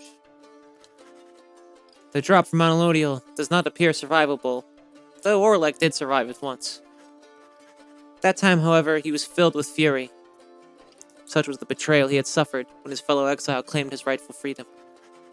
This time, Oralek was filled with nothingness, and chose to leave the downside in the one way he still knew he could. The other Nightwings, who were witness to this, never forgot what they saw. Oh, he must have done it like that fucking night. Like in front of Tizo, in front of Gilman, in front of Wolfred. Holy shit. And Bertrude. Oh, Lord. Oh. Oh. Let's see what happened to Falcon Ron first. I'm not ready emotionally for these fuckers. With the rights drawn to it closed, the slug market's revenues fell precipitously, and Falcon Ron was forced to liquidate his assets and close up shop. Yet, as is sometimes the case with those of an entrepreneurial leaning, this type of hardship led to an epiphany, or at least a sudden change of fortune. One day, Falcon Ron had a run-in with a messenger imp bearing news from the other side. Ron gave to it one of his remaining trinkets, which could not be sold. The following week, the messenger imp returned to him bearing a tidy sum of wealth in newly minted coinage from the Saurian Union. Falcon Ron cut a long-term deal with the messenger imp then and there. Though his trade remained a gray area from a legal standpoint, the Saurian Union found fame of the downside caused Falcon Ron's good to explode in popularity. Good lord. He later signed an elaborate agreement with Big Bertrudes and found a distribution partner on the other side through Rookie Greentail, whose own business had expanded. Especially in the Saurian Union, Falcon Ron's goods are still known for their superior quality, though he assumes no liability for any side effects. Bye, Falcon Ron. Why are some of them gray? Is that on purpose? The fuck up. I think they're just the ones I liberated. No, Headwind is a little gray. And you can't liberate Sandra. It makes sense though, because Volford also is not liberated. So I think that's what the gold background means. Once the rites had ended, the imp Tizo had a job to do. Quite unlike most exiles trapped forever in the downside. The lone minstrel asked that he watch over the Black Wagon, which the Nightwings had used extensively for travel and for shelter all throughout their quest. Tizo obliged, for he knew that wagon, as well as its drive imp inhabitants, perhaps better than anyone. What became of the wagon exactly was never verified, as evidence of Tizo's thorough work. After that, he liked to while away his days with any of his friends, or else with fellow imps. Sandalwood sometimes called for his assistance, and Tizo was always happy to oblige. The two would often reminisce about their times with the lone minstrel. Tizo often missed his interactions with the reader of the Nightwings. They had quickly built quite a rapport back in the downside.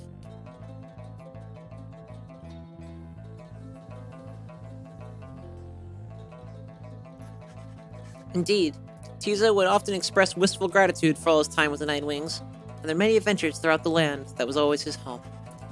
Other than that, Tizo would sometimes help interpret for messenger imps relaying news to and from the Saurian Union. Despite having gained significant celebrity abroad, he never let it go to his head. And he would go fishing in the Sea of Solace at every single chance he got. That's my boy. That's my fucking man.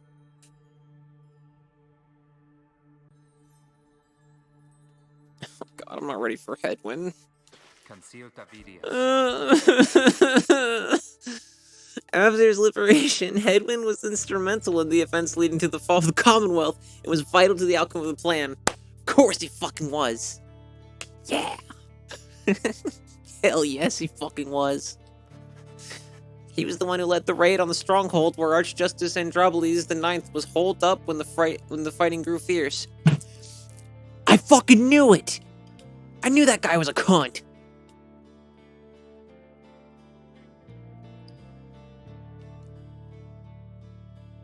Oh, I fucking knew it. With him, then and thereafter, was one of the winged harps of the High Wing Remnants, later identified as Fikani Shang. I'm legit gonna fucking cry. Their bond was vital to the peace that followed. In all his days as a leader of the Saurian Union, Headwind often confided in his friend Jadariel. Yes! Oh my god!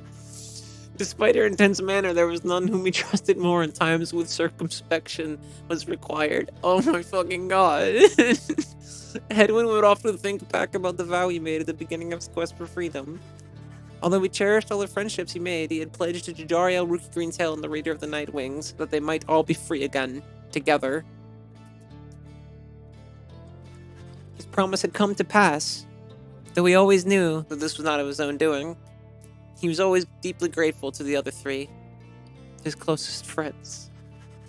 While the others who stood with the Nightwings were not all able to remain in contact with us, Headwind thought of each of them, and so, in turn, did they often think of him. Oh my god.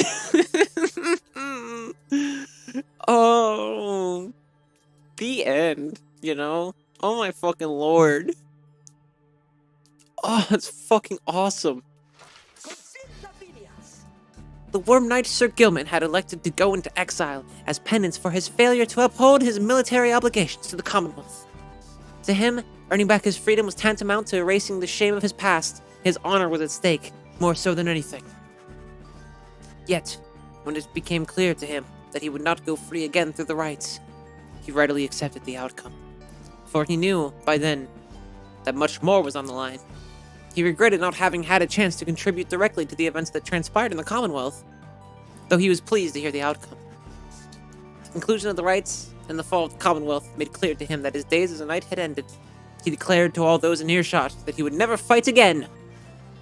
Unless, of course, there arose some other extraordinary set of circumstance, again requiring him to fight, but he certainly hoped not. He still trained regularly, though never found as skilled and motivating of a partner as his fleet-footed friend, Rookie Greentail, who he remembered fondly. From time to time, he would seek guidance from one of his former comrades.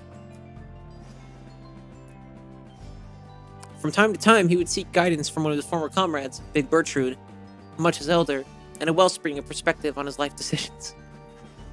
He wasted no time dwelling on his days under the leadership of Sir Deluge, his former commander. The other Worm Knights stayed well clear of him.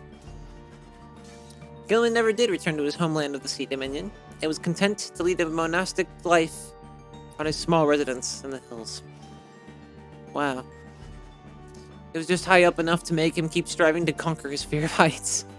Other than that, an intense daily training regimen and the occasional visit from an old companion was more than enough to keep him optimistic and engaged. He knew by then that honor was not something to be won, but a contract with oneself to be renewed each day. Godspeed, soldier.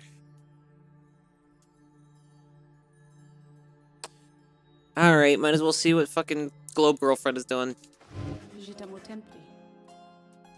Plays your theme. Fuck yeah. It plays everybody's theme. I don't know why that I was... Anyway. After the cycle of the rites ceased turning, records of what happened to the Black Wagon of the Nightwings became inconclusive and contradictory. Some accounts suggest that the exiles of the Nightwings, who remained at the downside, continued to make use of the Black Wagon as their place of shelter and their means of travel. However, there's no record of what happened to the wagon's contents, such as the Book of Rites or the Beyonder Crystal, said to be haunted by the apparition Sandra the Unseeing. One possibility is that when the lone minstrel took his leave, he took the Beyonder Crystal with him, for he was thus obliged. By this line of reasoning, however, the Black Wagon itself should have also been taken. Others remain skeptical that the Beyonder Crystal ever existed, or rather, that the visions that it granted were anything other than the result of an active imagination or a fever dream. The bog dwellers of the southern bogs offer still another explanation, for they are familiar with binding enchantments.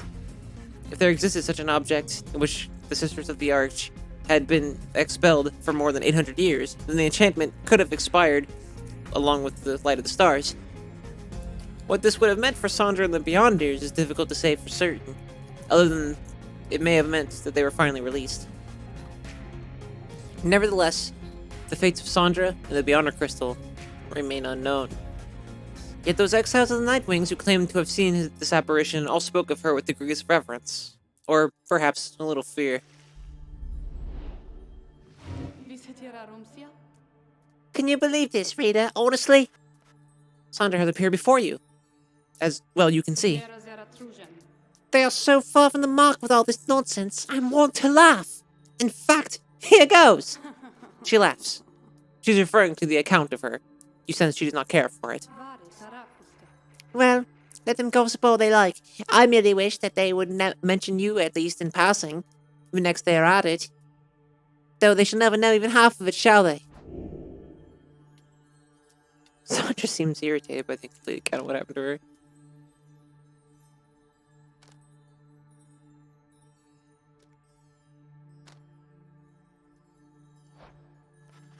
You indicate to Sandra that the real truth of what happened between you would perhaps make too lascivious a tale to be told in such a format. She makes a bemused sound at this. Perhaps that story ought to get out then. To think that they would go to all the trouble making the literacy, accept it once again, only to print such drivel. Anyway, let's keep going, lovely reader. We know the truth of it. That is what matters. She fades into the Beyonder Crystal, for now, and you tuck it away safe. Oh, fuck yeah. Alright, let's see what's happened to our buddy Shay.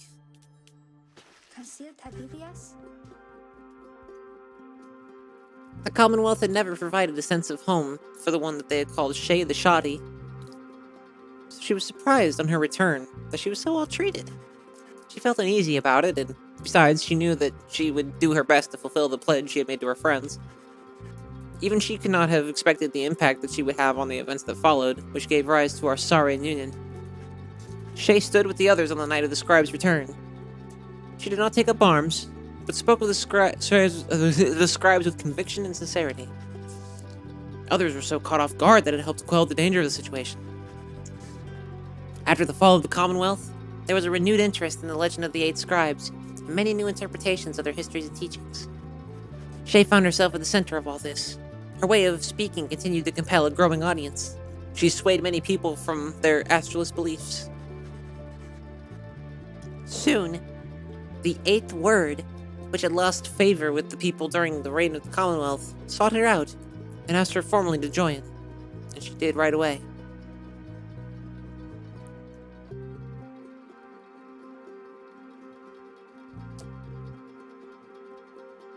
Didn't really talk about the eighth word throughout the campaign, like at all. Through it all, she would wonder how her little friend Tizo had fared, while they were divided now by a great distance. He always remained in her heart. She cited her relationship with Jadariel as the single most important in her life.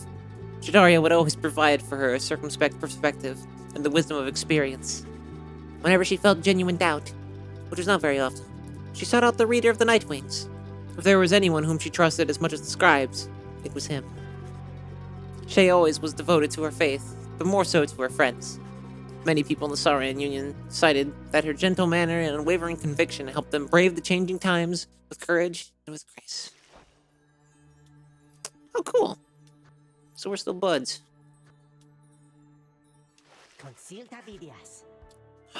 My boy. It's been a long time. After Rookie Greentail earned back his freedom, he returned to a lavish welcome ceremony in the Commonwealth, as was the tendency for liberated exiles. It was everything he could have hoped for, and soon he was well off, surrounded by luxury, and choosing between various exciting opportunities. However, he must have given into his better judgment, as he did end up siding with Volfred Sandalwood's revolutionary forces as he promised. On the night of the scribe's return, Greentail kept busy barking orders to Volfred's agents as the situation grew tenser. He took rather well to leadership. When dawn finally came, and it became clear that the Commonwealth that everyone knew would be no more, he realized many new opportunities awaited. He began quite a lucrative career for himself, manufacturing and selling replica merchandise inspired by the downside. His main struggle was to meet demand. An aspect of his conscience cautioned him against making light of such a thing, but the money was too good, and soon his family was as well off as he always said. One of his orders of business was to seek out one of his old companions, Pam Thane, to whom he took a liking during their quest for freedom. They bonded further over love of drink, and supported one another through uncertain times that lay in store. Greentail always did his best to keep in touch with all his many friends, and knew that he owed his fortunes to them. He made a special point of staying close with the group of friends he came to know so well during his time with the Nightwings, wherever they were. They shared a special understanding that put even Greentail at a loss for words sometimes. Oh, that's my dude. Several exiles of the Nightwings cared more for the plan of Sandalwood than to return home from the downside. The crone Big Bertrude was a prime example. She had found a suitable environment to live within the dismal region known as Flagging Hands. There, she had built up a thriving place of business known to many exiles in the land. With the rites having ended, she returned to her preoccupations, working away, almost as though nothing had happened. When one gets to be more than 400 years of age, perhaps then even monumental events such as the culmination of the rites or the collapse of the Commonwealth are seen as trifling matters. Much of her effort was doubtless due to the influence of Sandalwood, someone whom she had admired for decades. He had made clear that he could not requite her feelings for him, but what could have been a hurtful dismissal led only to a deeper understanding between them. By and large, Bertrude kept focused on her work. Whether casting small enchantments or imbuing talismans, the work brought her a sense of purpose, she would say. In the Commonwealth, such services were strictly forbidden, but in the downside, there was a real need for simple luxuries, which the competing slug market could not always provide. Thus did Big Bertrude continue to live up to her name, and the tales of her days with the Nightwings made her that much more the living legend. Wow. Oh no. We're getting down to these people. Oh, well, at least we already know Jadariel's like alive and stuff, so like she's good. After her liberation, Jadariel soon became an icon of the movement that led to the collapse of the Commonwealth and the rise of the Saurian Union. Her military and experience led to the key victories and clashes against Commonwealth loyalists. Each time she was able to subdue the opposition, avoiding lethal force. In In the uncertain times that followed, Jadariel's seasoned expertise often came into play both in the matters of security and of state. For instance, she conscripted and trained a team of volunteers in public safety. The community did not know what to make of such a cordial bunch at first, but soon came to value their service. They have stood for the people ever since, and we celebrate their founding day each year. She remained close with Hedwyn all through this experience, and they supported each other through their struggles many, many times. She kept an eye on Shay, who nonetheless demonstrated a surprising knack to get by on her own, though Jadario was always willing to provide assistance just in case. She continued training on her own, a regimen that grew stricter with each passing year. There were those who sought to train with her, and she sometimes obliged. There remained one other constant in her life. She would always remember her days among the Nightwings, and with fondness, for the most part. Oh. Yeah.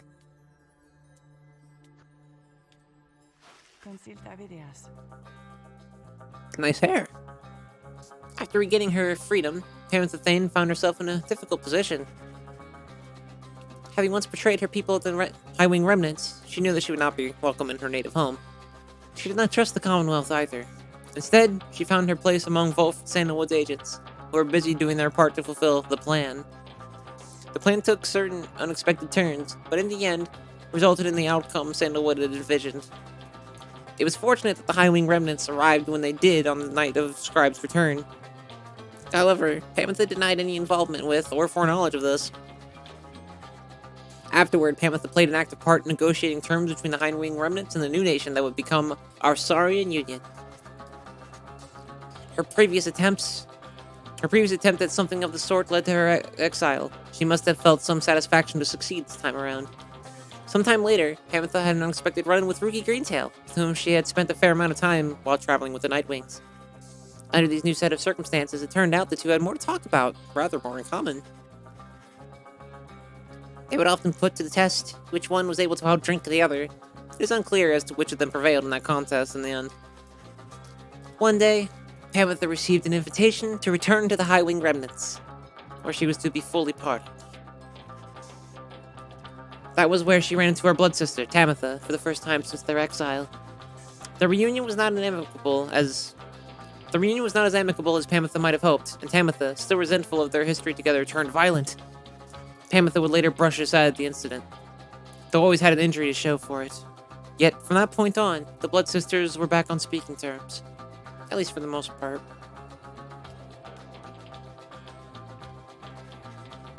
Later, when asked, Pamantha Thane admitted she felt as though she had no home to call her own.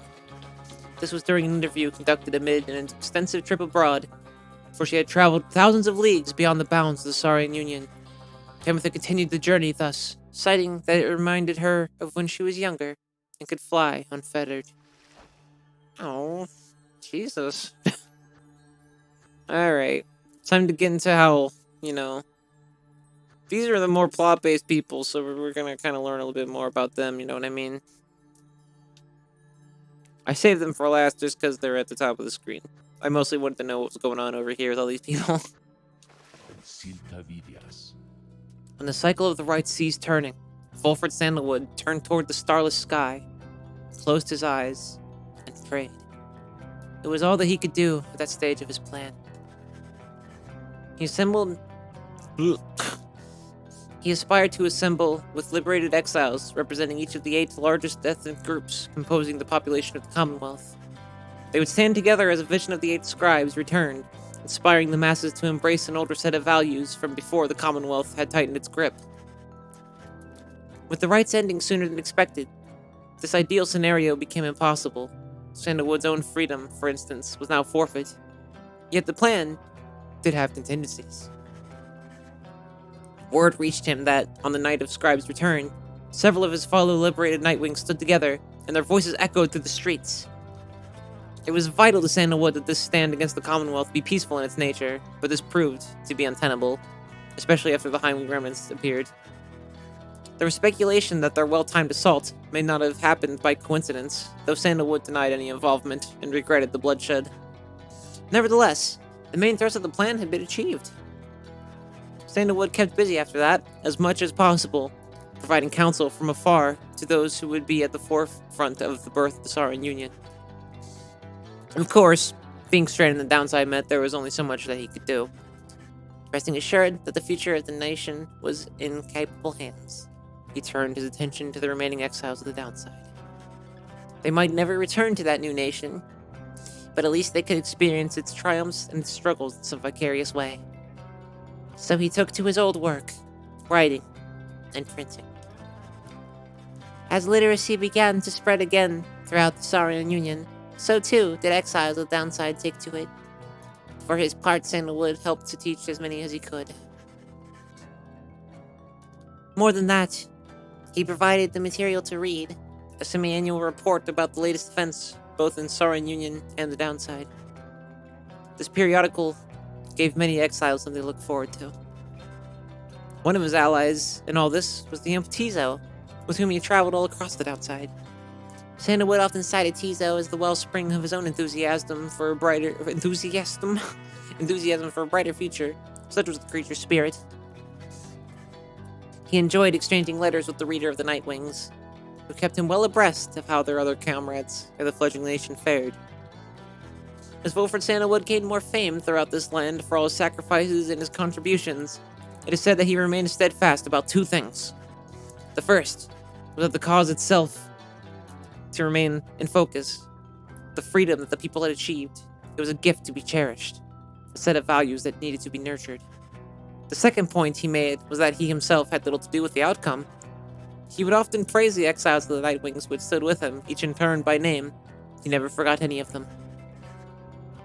One day, to commemorate his birthday, the people of the Saurian Union unveiled a monument depicting him and the Nightwings as imagined in their prime.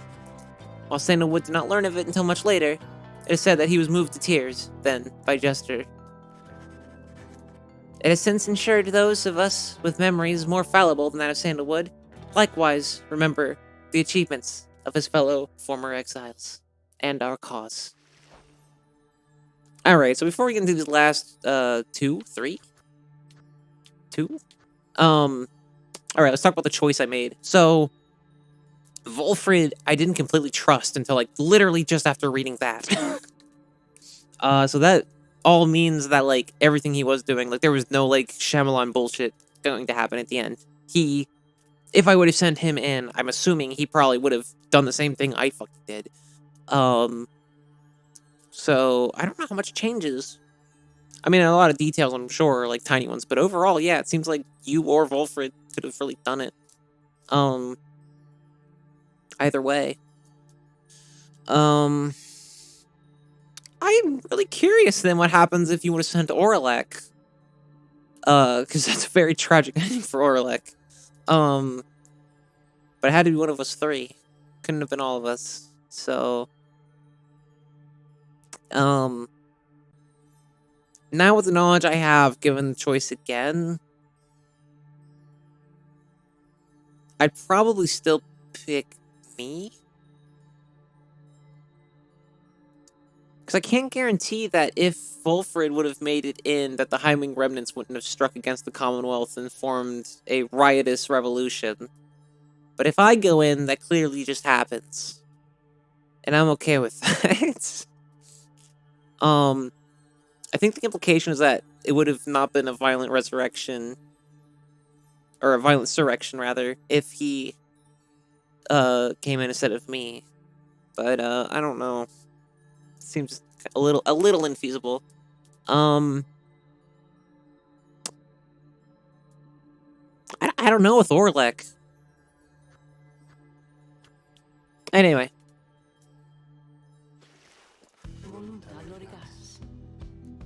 Oh. After the cycle of the rites ceased turning, the lone minstrel bade the remaining Nightwings take the Black Wagon and seek their fortunes elsewhere in the downside.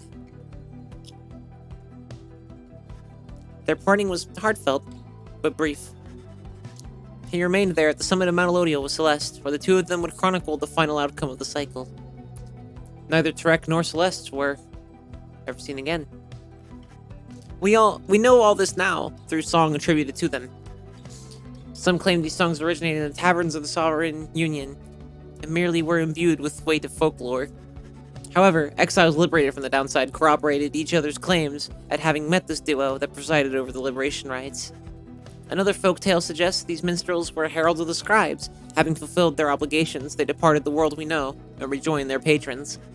One of their famous songs describes another simpler outcome, that the two gave up their duties at the rites in favor of a life that they could share together. In any case, they are likely to remain the subject of such verses and such songs, for it was they who watched over the rites and ushered in our times. Wow. There is one more account, which warrants mention. The Nightwings conducted the rites under the guidance of a reader. Little is known of him. However, some accounts of him began to paint a picture. We know he was of common birth, raised parentless, a product of the foul work on the blood border. The journey to the downside left him close to death. It was then that the Nightwings found him. They brought him from the brink. He showed them the path. He pressed onward with the others. He vowed the Commonwealth would pay for what it did to him. Thus did the cycle of the rites commence its final turns. When the final rite arrived, the reader's freedom was at stake.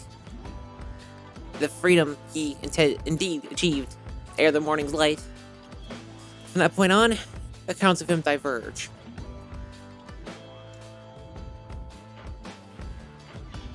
It is said the voice, which troubled him, he never heard again.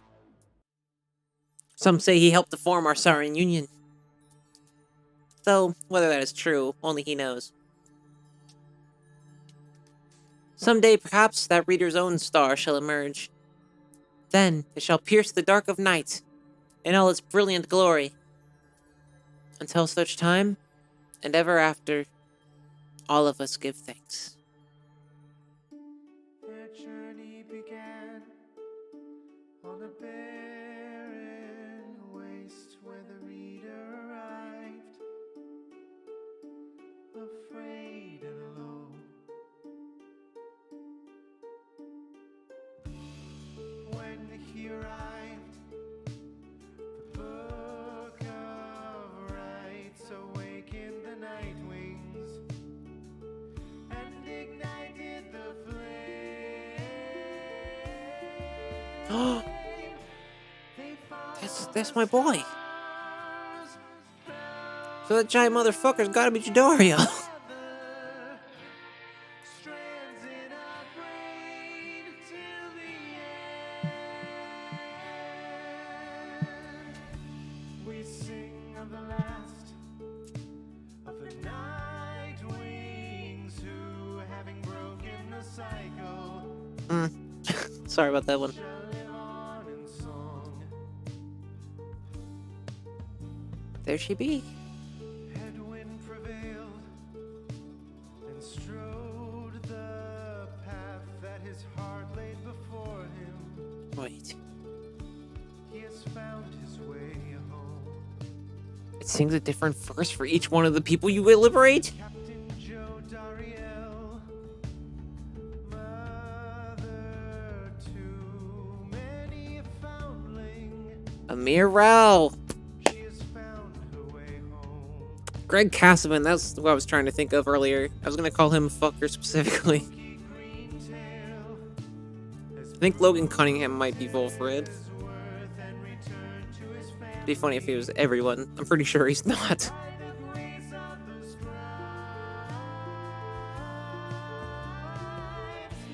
they follow the stars Oh, together.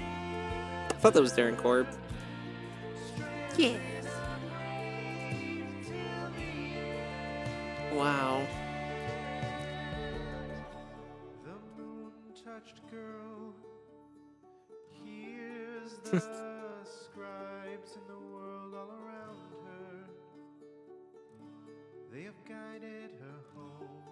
Oh. guarantees to make it.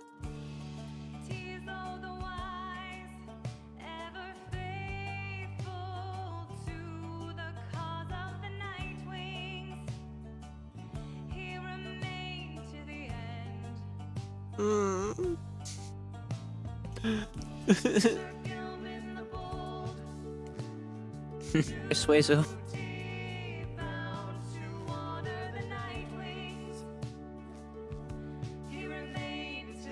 Oh, this is sad. Not as sad as Transistor, but sad.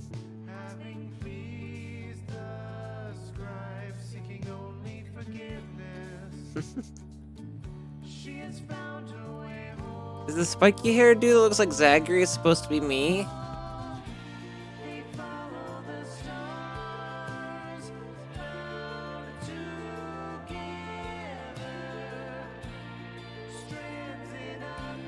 Yeah, I called Rookie being Darren Korb, actually. I remember that. Christopher Sapphire, that's his fucking name. I thought, yeah, the voice is definitely Logan Cunningham. Didn't know Lendl was. Ah, fuck, I didn't read them all. Oh, Oodmild's Darren Korb. Fuck. Bertrude. That makes sense. So Logan Cunningham's a lot of the voiceover, but not everyone. Orlek is Greg Cosman? Oh, that's cool.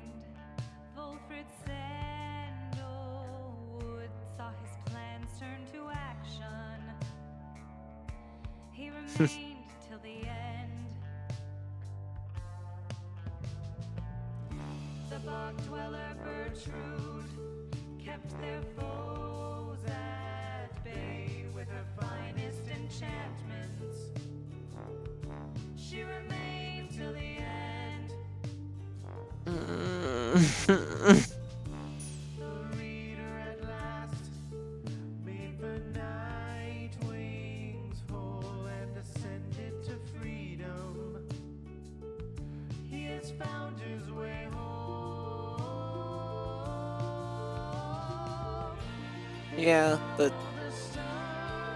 you know, I was an orphan of war, so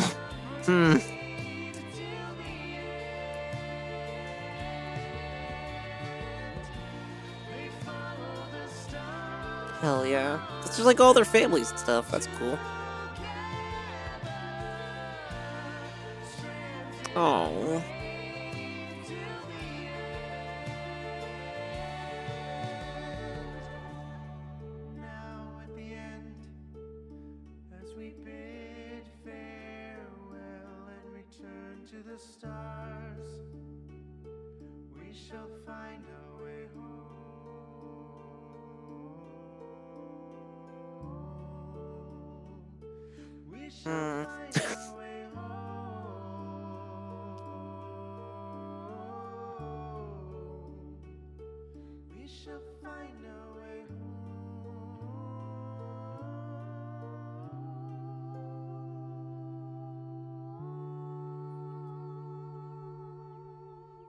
Wow.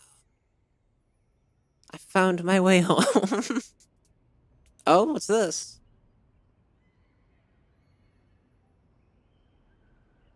Books? That's a big deal. Now people can read those books.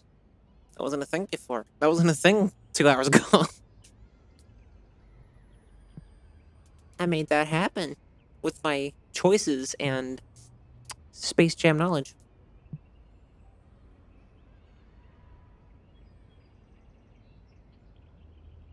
Wow, that looks really nice.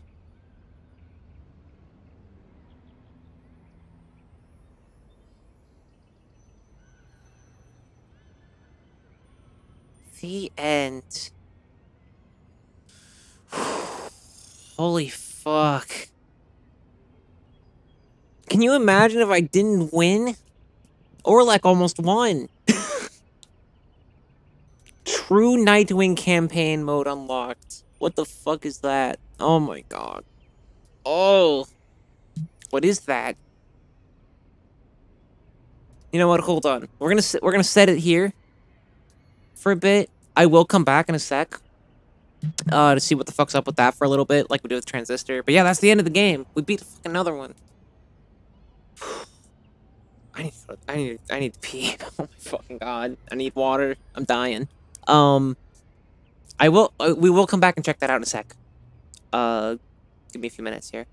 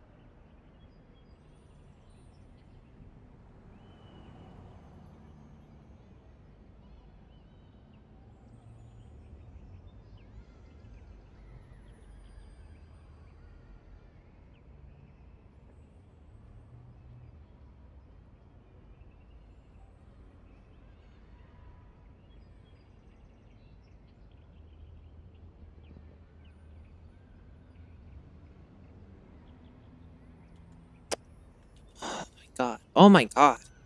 Alright. Hold on. Check something real quick.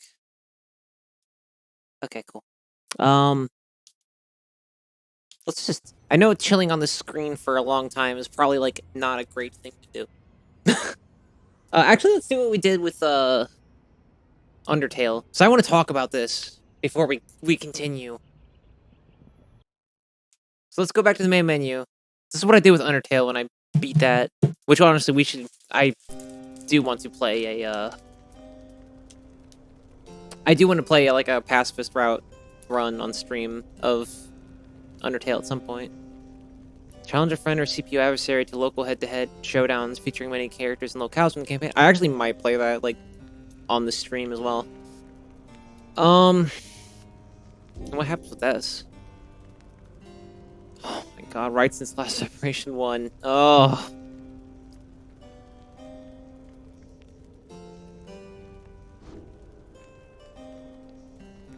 Okay. Let's talk about this. Let's fucking talk about this. Oh my fucking god. Oh lordy lord. Alright. I have...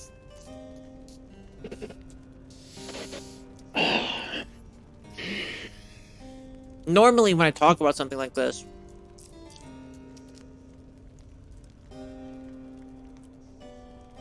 like, normally when I say I have a lot of thoughts, I have many thoughts, I mean I have purchased the embodiment of several human beings. And I have embezzled their soul from Satan herself. And their willpower is now mine to mentally command. Their souls are forfeit to hell. No, normally when I say I have a lot of thoughts on this, I have many thoughts on this, it's more that, like, it's not that I wouldn't be able to put them into words. It's that, like, it would take a long time. With this, I'm like, I have so many racing thoughts right now that where do you even begin with this? Like, oh my god. Oh my god.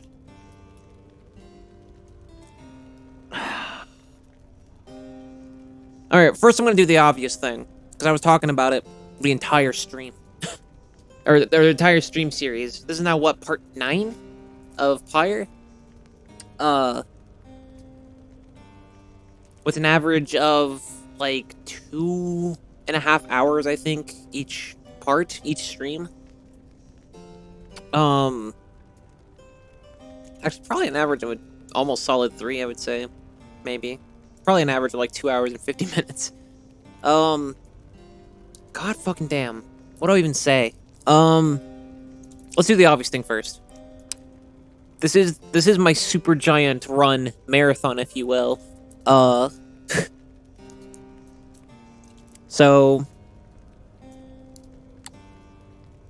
let's look at this real quick. And then I'll go back to this menu. So PYRE, we played a little more than 30 hours total. Okay. Transistor. Where you at? Total playtime Steam clocked with Transistor is 10.3 hours. I thought it was a little longer than that. I thought it was like 12. Hades, playtime, 195 hours and 195.2 hours. Okay, let's go back into the PYRE then. I just want to check that out real quick. Okay.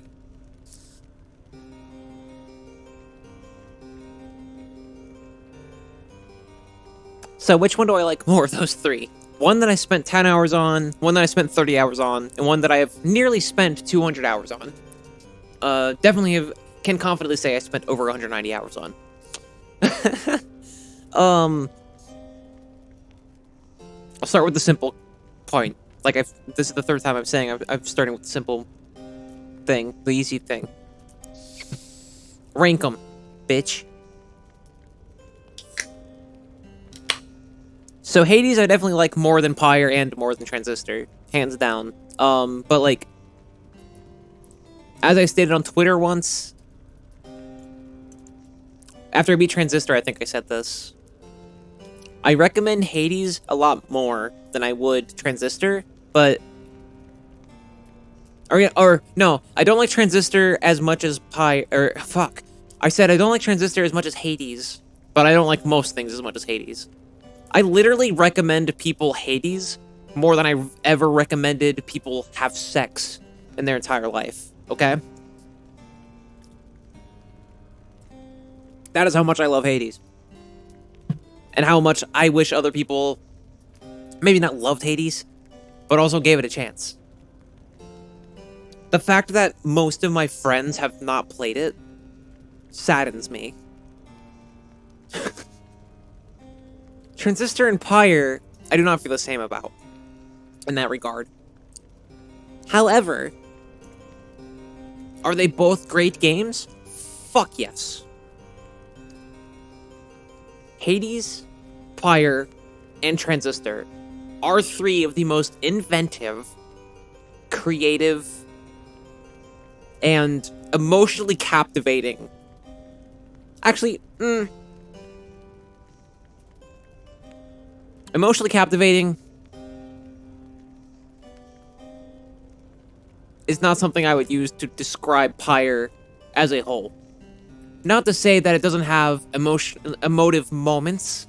Not to say that it doesn't make me feel something, because I was just screaming at Orlek, like, not more than 30 minutes ago. Like, this game will do shit to you. But I wouldn't say that it's, like, a universal thing. I wouldn't say it's a draw of it. But it's kind of fucked up since it's listed on Steam as a visual novel. But I would use that descriptor for Transistor and Hades, for sure. Hades made me cry. Orpheus made me cry. Eurydice made me cry.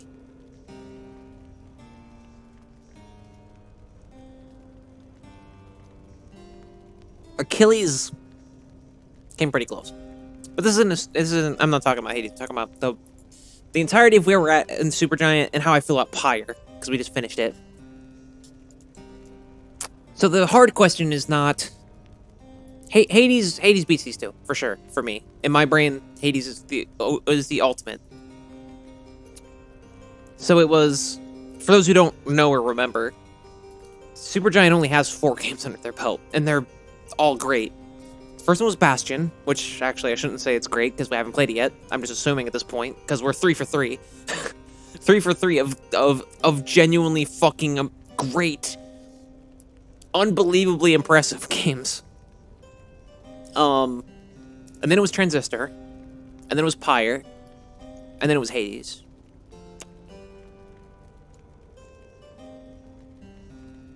So the question then remains, do I like Transistor more than Pyre? Or do I like Pyre more than Transistor? To which I want to say...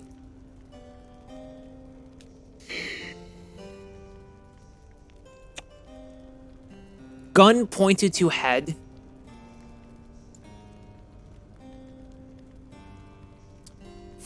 Fuck. Gun pointed to head, pull the fucking trigger. I don't know. Because here's the thing. Here's what I'm going to think out loud here. I'm not trying to stall for an answer. I hate it when people do that. When they're like, which one do I like the most? Where'd I rank these games? Find out after this Audible advertisement. No. Like, I am stalling because I do not know the answer myself. This is new information for me.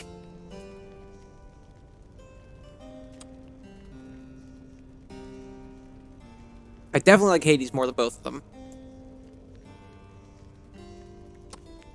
Transistor. I've said this a few times during the stream series. That I said so far, so this isn't me saying definitive right now, how I feel, because now I've beaten them. Now I have a more concrete opinion of Pyre. But I remember 2 or 3 different points during the playthrough. I said, so far, I feel that Transistor is the better experience and Pyre might be the better game. But I also remember, towards the end, I was thinking, actually, now I might rescind that statement. I think Transistor might just be the one I like the most out of the 2. Now, all 3 games take a genre that people recognize and shove it up the ass of another genre of video game. Tastefully so. And it always works out well for all 3 of these games. Transistor is a hack and slash with RTS elements. Pyre is a visual novel with fucking sports simulator elements. Hades is a roguelike hack and slash with, I guess, RPG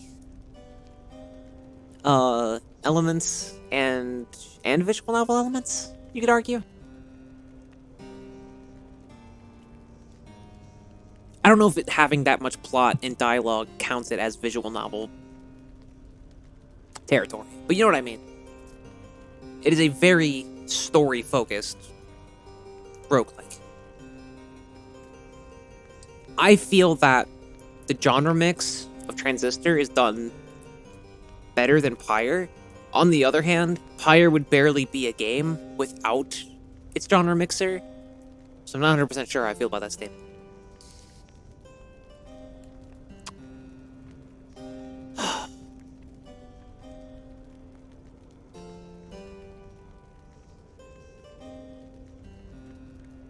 They're both well-cultivated fucking games. And they're both very well thought out. PYRE seems a little... Take this with a grain of salt.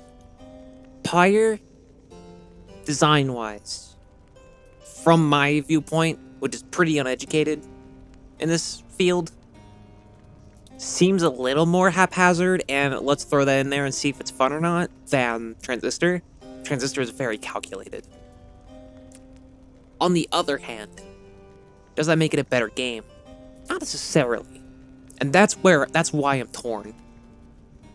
On the other hand, most of the time when I see something like that, I'm thinking, okay, well, the one is much more of an impressive experience, which makes it an entertaining piece of media. But is it like a fun game to fuck around with? Like, Crash Bandicoot 2 and Warped are fun games to fuck around with because it's fun to control Crash Bandicoot. Super Monkey Ball multiplayer is fun. Rolled out. I haven't played it yet, but I'm assuming by that same logic, it's fun because it's fun to fuck around with the physics of a marble with a fucking little monkey or mouse inside.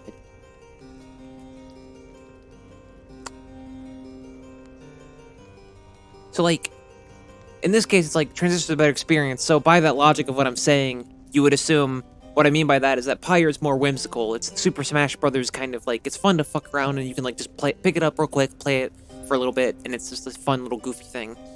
But I don't feel that way. And maybe that'll change when I hit versus mode here in a minute. Or do like the new campaign or whatever the fuck. But, I don't know. The thing is that in this sense, like, in Hades, the story carries the gameplay more. In Transistor, the story is so very unique, so the gameplay has to carry it. But then, as you keep going forward, the two start really going hand in hand a lot better. And I like that about Transistor. It's usually not my cup of tea, but I commend it. And I still enjoy it in Transistor, specifically, because it did such a good job. And parts of it resonate with me personally. Most of the time in games like that, they don't.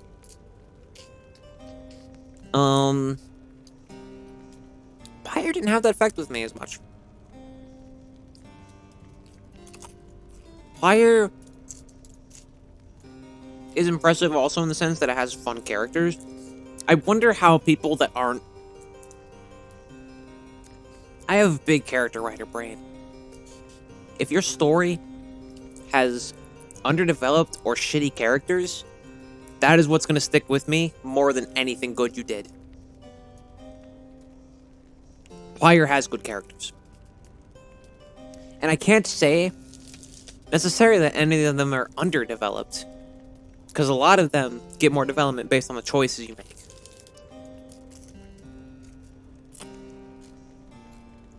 And the story unfolds in a way that all their contributions still matter to a degree, but they come to a halt, again, based on your decisions. And the thing I like about that, though, is that, like, the fact that you can't bring everyone with you. Because the whole time I was thinking, what are they doing with that? Is there going to be one big final showdown? Like, is there going to be a thing after the last liberation rite that is, like, a boss rite, basically? That, like, you play with 3 people you pick from the people you exiled. Which didn't happen, which is fine. It's not a bad thing that didn't happen. But it left things up to speculation. Like, at the end, I was still wondering what the fuck's gonna happen. And not in a way where it was, like, too vague for its own good. Which is nice.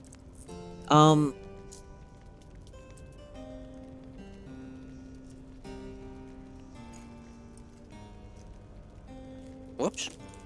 I dropped a chip. Oh, never mind. It's on my leg.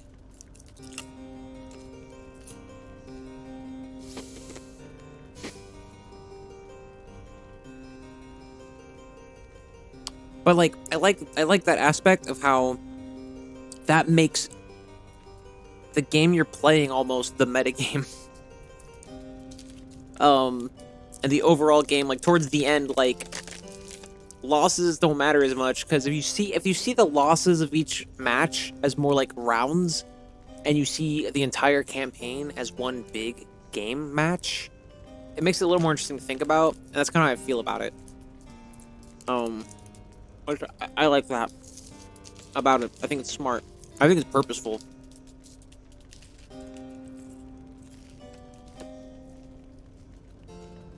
And there are clearly decisions that will be changed depending upon who I liberated and when I liberated them. It's cool.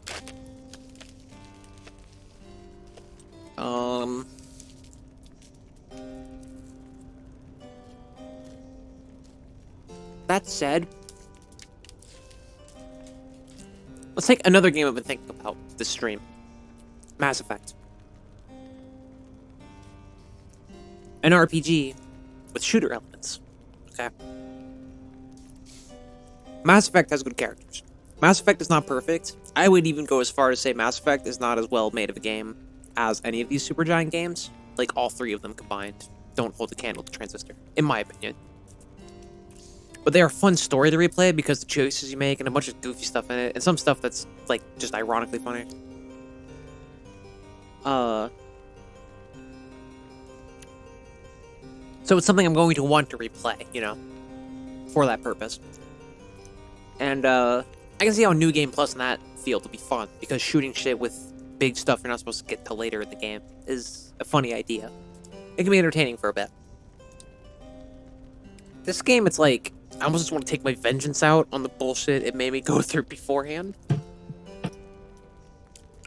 And that's not the greatest motivator, honestly, to, like, keep going.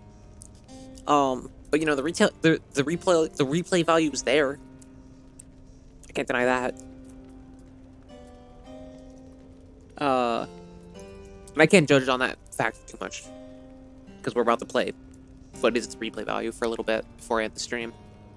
But yeah, fucking, I don't know. However, Transistor is very one-player, but I can't knock that, because, like, when you play through it, it's like, well, of course it is. Hades could have a multiplayer mode. I've dreamed about it. Like, I would love a Hades multiplayer mode of some form, but, like, it'd be pointless, kinda. With PYRE, it's like, well, that's cool, and it makes sense because of the rights, you know, of how they work within the story. It's a big part of the game. It's almost the primary focus. But it's also this thing you spend the less time doing. It works with the complication of the game overall, but I feel like if I position this up to somebody who came over, like, as like a, oh, hey, let's not play Mario Tennis, let's play PYRE instead. I feel like it's not as, I don't feel like it'd be that fun. I feel like it'd be more stressful than anything. It's like when I have friends over that have never played Sonic Riders, and they're like, I want to play it, and I'm like, you're not gonna know what to do. I'm gonna help you as much as I can, but you're not gonna know what the fuck to do. And they all fucking don't like it by the end of it, because they're like, what the fuck do I do? I'm like, exactly. This game's not fun unless you spent hours playing it prior. PYRE's not that bad about it, but I think they have a similar problem to that, if that makes sense. And as such, I don't know, I'm leaning towards, I definitely respect Transistor more than PYRE, if I had to pick one, gun pointed to head. I think I respect them both for different reasons. I think if that isn't clear, that's kind of where I'm going with this. But, like, to pick one to rank over the other. But here's the thing, too. Like, clearly I was invested in the characters. I liked the characters. I like interacting with the characters. Gender dysphoria aside, I loved voicing the characters. But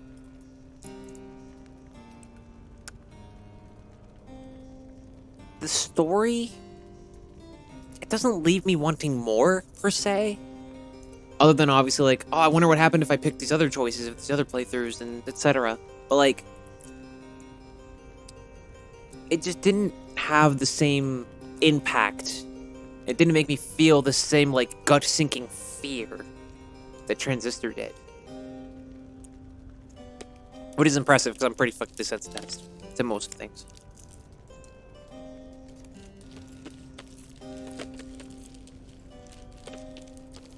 So, on that logic, I guess I would say, out of the three, I'd put PYRE at the bottom, with an asterisk. It is still a great fucking game, and I would definitely recommend people try it out. But,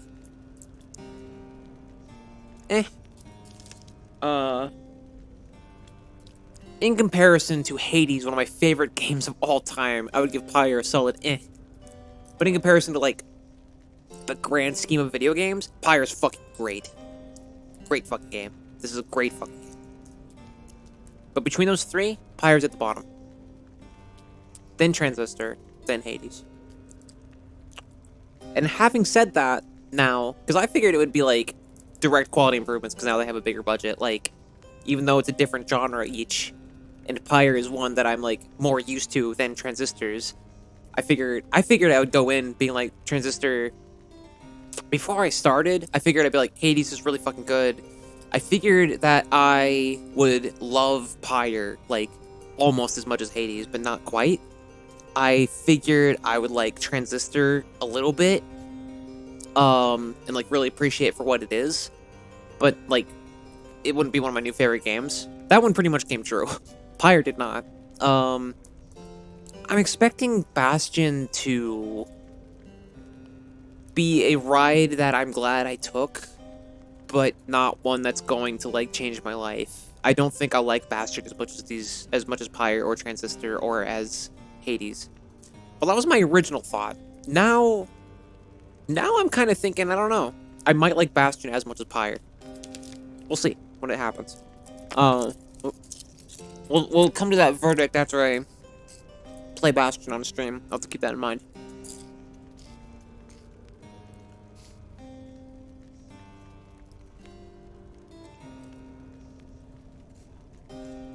The thing is, too, Hades, and I've discussed this before,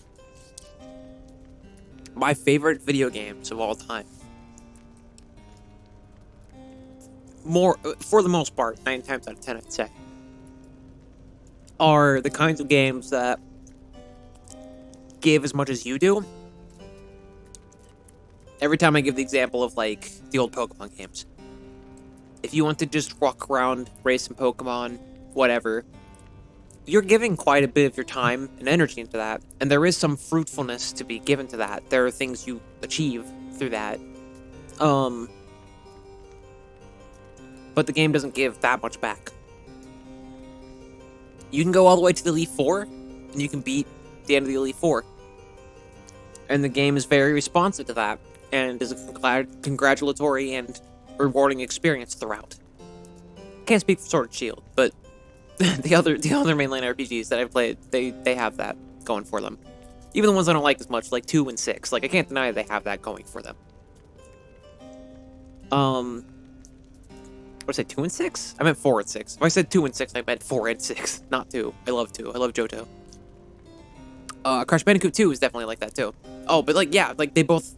Crash Bandicoot 2 and, like, the mainline Pokemon games. If you want to go further than that, though, if you want to go further than the Elite Four, you want to keep going, you want to keep raising your Pokemon, why do I keep raising my Pokemon? Like, just for funsies? Just to keep leveling? And it's like, no, there's, like, a whole other...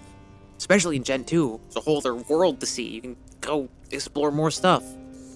And other stuff was locked off to you just because you hadn't beat the Elite Four yet. Now you can do all this stuff and, like, different plot lines and side plots and all this other shit unfolds. For a lot of the newer games since, like, what, Gen 3, I think, started the National Pokedex thing, where, like, now you can catch Pokemon that weren't available just because. Usually there's, like, a legendary or two that won't open up until you beat the Elite Four. In the case of Gen 1, there's, like, all the legendaries, I think. That's not true. You can get Zapdos and Articuno Moltres before the Elite Four, I think. I might be thinking of Gen 6. Gen 6, you can also catch Zapdos, Moltres, and Articuno, but you have to defeat the Elite Four first. You have to beat the game first. I remember that all too well. So, with Hades, that's that kind of game to a T. I mean, holy shit. You can play one playthrough and say, I couldn't beat it, it was too hard for me, rats, and then give it up. But, like, you're robbing yourself, right? And the game makes it pretty clear after that with the dialogue. You're robbing yourself. There's clearly something bigger at hand here. You can play a few rounds. You can get to a point where like you beat Hades for the first time. You beat the big hard game. And there's dialogue that satisfies that effect. You can get to the end. You can beat Hades more times to where the actual ending finally happens. And it's beautiful. And the credits roll. And after that, there's still loose ends with these characters that you've grown to love. Hades just gives as much as you give. It just keeps giving. It doesn't feel like side quests. It just keeps fucking giving. Transistor just kind of has a New Game Plus. But like, again, you can go in, you can beat the main story, and it has its own little tight, shut experience, and that's cool on its own too. It's not my favorite, but like that's a thing it does. And New Game Plus still like does what Transistor does. It makes you experiment with its bullshit, which is so fucking cool. PYRE technically has that, but it feels a lot more open-ended, almost to a fault for me. To the point where like the New Game Plus element to that, we're gonna get into it here in a sec. But it seems like a little more of like a peekaboo. Like, this is what you could have done if you had more money. If you stopped sucking ass. Kind of thing. More so than a, like, concise experience to that degree. Like, Transistor on one end and Hades on the other. If that makes sense. Alright, well, it's reached about midnight. And even though we've beaten the game, I am going to... I'm gonna hit versus mode and see what happens. And then we're gonna see what that new Nightwing thing. Join your fellow exiles in their quest for freedom. There is no game over in the campaign. Your choices and outcomes are part of your story.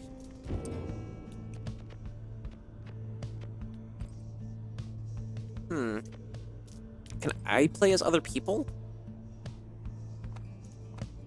I can't. Do I want to play as other people? The Beyonders? Did we fight the Beyonders? I thought the Beyonders are like myths. Oh, here, we'll play as... That's cool. We'll play as the Nightwings against the Beyonders. Because I want to know what the fuck's up with that.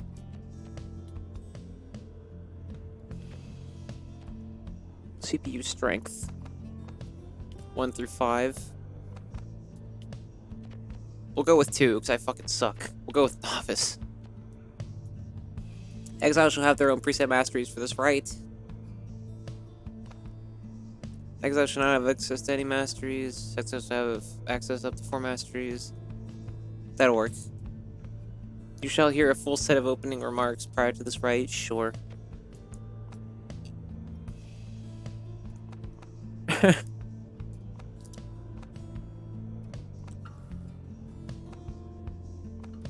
Cool. Yeah, just do random. Random theme's fine. Pick your stage. That's neat. What's this?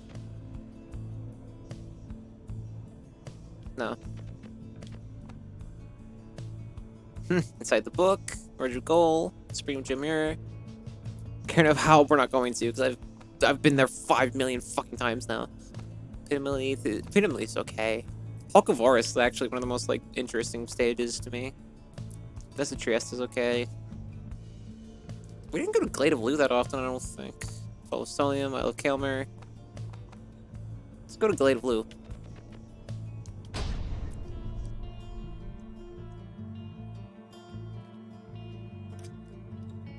I'm really curious how this plays out. Hark, exiles. Harking. Welcome to the Glade of Liu.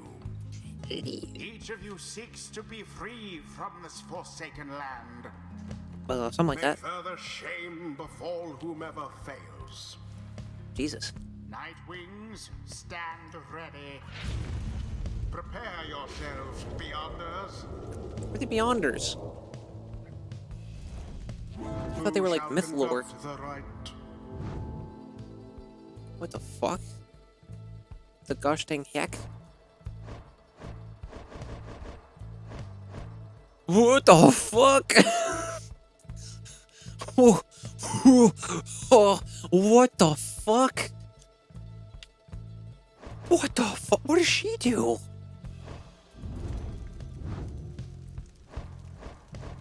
Oh, I think... Okay. Alright, that makes more sense. I think the thing you pick is just the thing you pick. That doesn't make sense the way I explain that. The team doesn't matter. Go. Fuck off. You can still just pick whoever the fuck you want. And because I exiled Headwind and Jadariel and Rookie really fucking early in. Wait, no, everybody has low shit.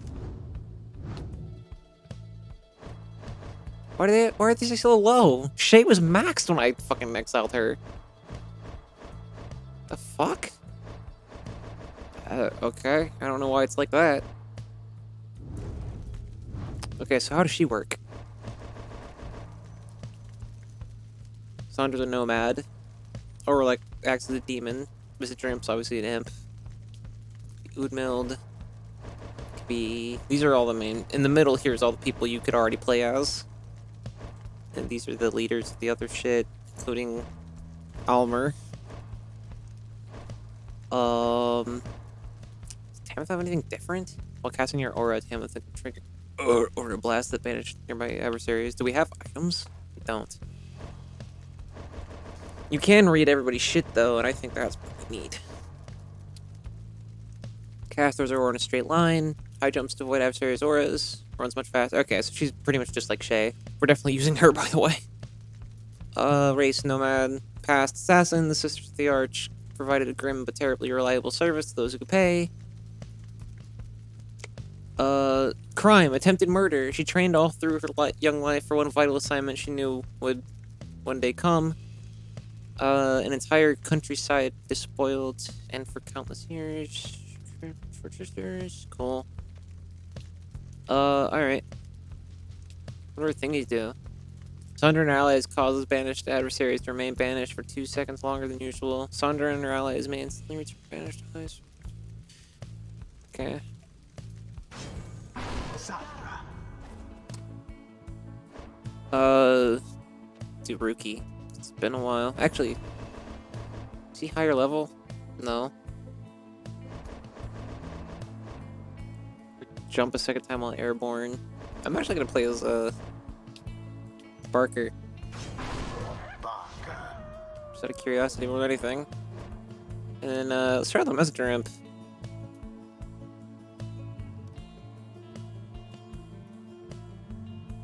Actually, I don't want to try the messenger imp because he's just gonna play like Tizo, and I don't like playing as Tizo. Tamitha or Tamitha? While casting your aura, Tamitha can trigger an aura burst. That is a good one.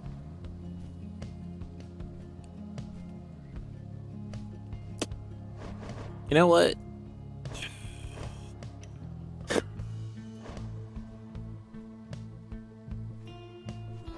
Actually, what's Udmil got? Anytime. Shut up! I'm thinking. Bitch.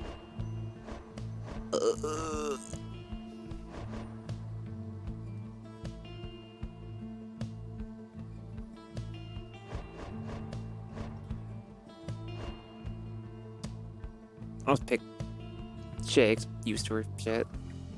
Actually, yeah, pick Shay, 'cause I'm used to her shit. Shay. They picked, looks like Volfrid. Twas bound to happen. Dario, I think? And Sir Gilman. Oh, God. In There we go. honor of the scribes. Sandra's much slower than Shay, actually. How fine. Oh, God. god, he's so fucking fast.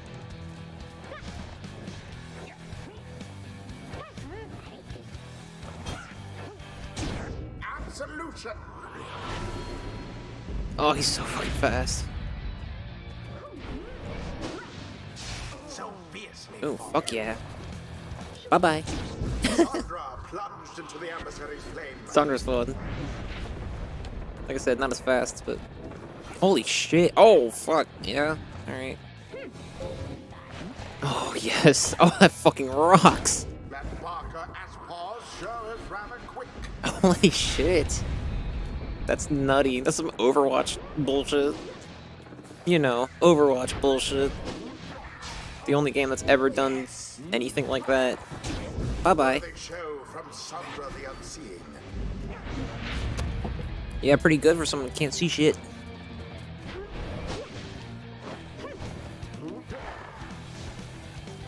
Get her out of there. Okay, cool. I probably could have just got it in. Headlong into the fire. I think it's also playing Barker's theme. Just coincidentally. The ceremony. I think. I can't remember which theme this is. Actually, I'm... Novice too easy. Novice was too easy. I should have kept it on standard. The Nightwings prevail. That's kind of fun. And what the crushing But I don't know what they're all victory based on. Like, why do they have those abilities? The rite is complete. Like, can you not customize them? Protraje paloje.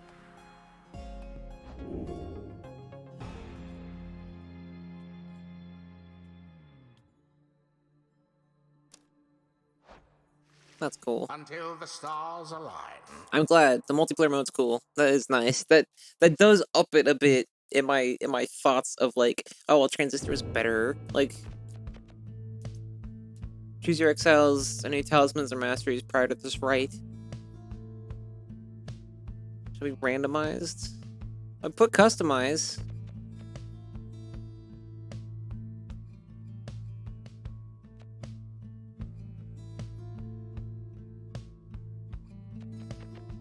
But they don't give you, like, shit to do. There's not a whole lot of stuff you can pick. That kind of sucks. How do you do... How do you do the new game? How do you do True Exile? Or True... Whatever. Oh! It's not a new game plus.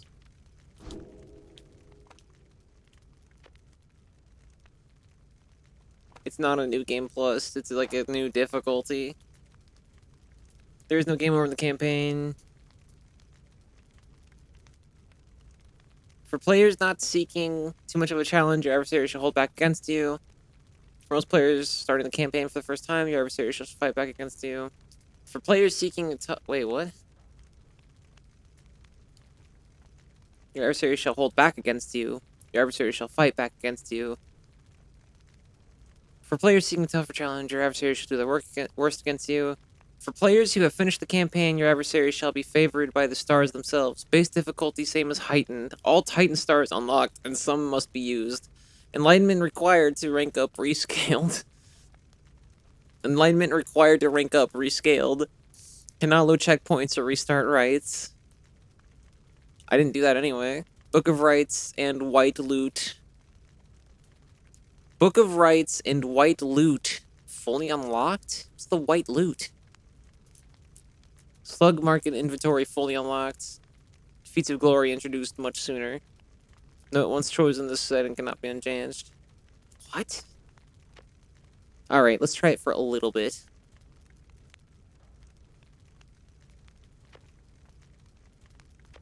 Let's try it for a little bit. We're obviously not going to do like a whole thing of it, but I kind of want to know what the fuck is up with that. I will probably lose, though, because it is heightened difficulty.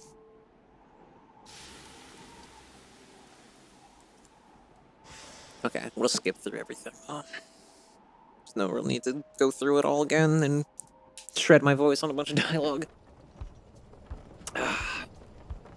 Fuck. I probably won't go very much longer with this.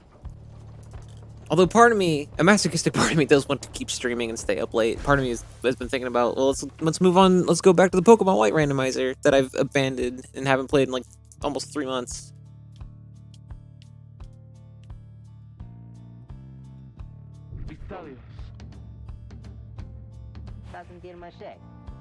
This is weird to see.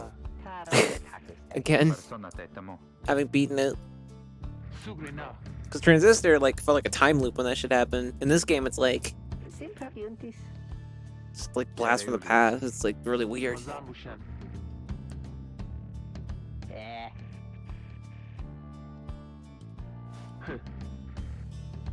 Istos. Kogita perde osta mache. Sina matuchum.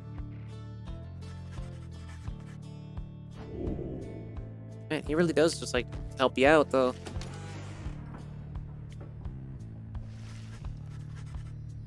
Decrita naste. Agnosenta. Ugravitas ta. Innocenta. Solicente dia. Tereso. Can she do it? Does it randomly select whether you're a guy or a girl? Sala haladium.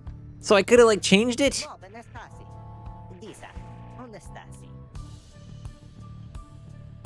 What the fuck? I would have much rather preferred to be called a fucking sister than a brother. What the fuck? He's asking if you're a reader. Yeah, admit it. Because I know what that means now. I think I picked remain silent or something last time. Take a look. It's in a book. What the fuck's in here? So it says it's all unlocked? Sure shit don't look like it.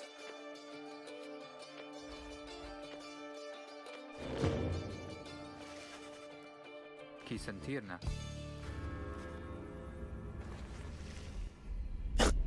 You read it and you pass out. You know.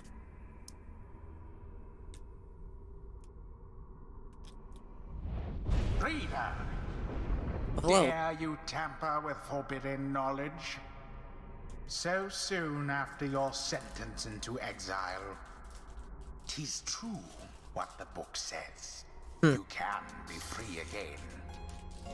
Perhaps not you yourself, but someone worthy of the privilege. You witness now the path toward salvation.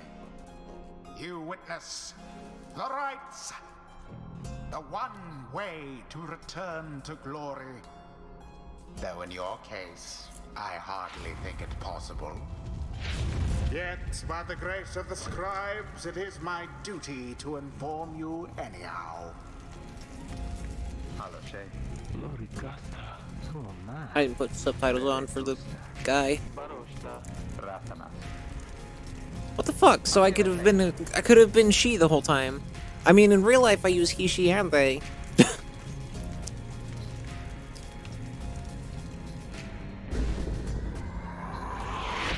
A celestial orb falls from the heavens when the time is... Actually, yeah, I'm just gonna skip training. Oh wait, hold on, one more thing.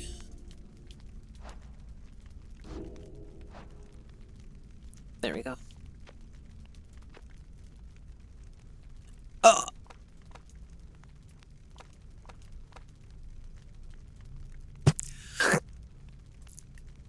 You could have changed it the entire fucking game!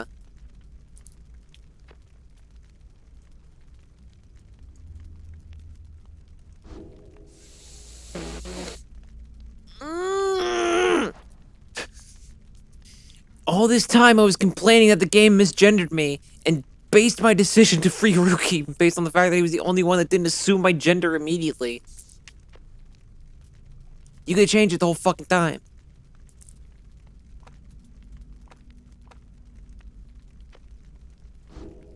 I am angry. I am fucking angry. Why would they default it to he then? I think it just randomly picks one, because it picked she this time. 9.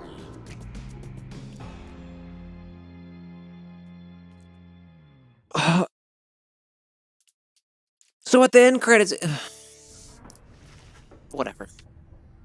No minoras. Sundashe Miloshe. Torathaste. Solishemta. Let's find out, Jadario. I'm so fucking angry. I'm so fucking angry that you could have changed it the whole time and didn't tell me. Adazetema. Consilia. Indaratarios. Damariliosta. Bravo sta frati. Kereamios. Oh, God.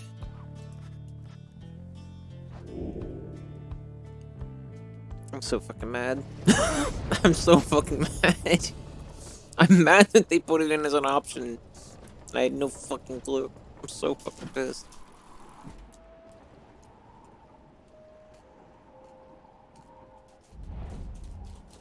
Oh my god.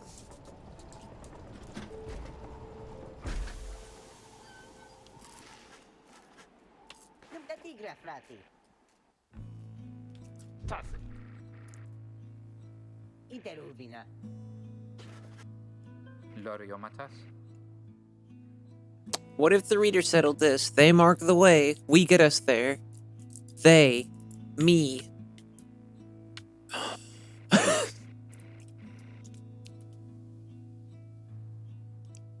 If these rites are meant to test our faith, then we best learn to trust the reader's instincts on our path. No second guessing them along the way. Lapi. Caderas. Pistalium. I'm fucking angry.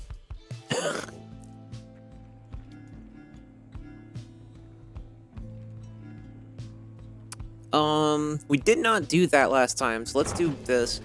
If I didn't have a bunch of other shit I wanted to stream, I'd honestly, like, maybe consider doing another playthrough of this just to do, like, basically the opposite of what we did.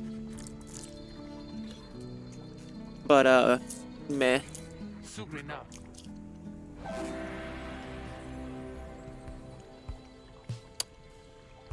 Okay. To be fair, I don't remember what Rookie gives you. You go that way. I just remember that's what I picked.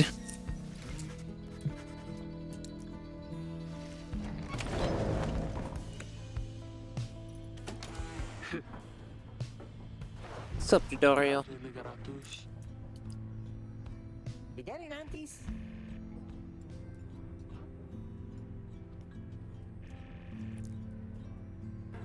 Salvare.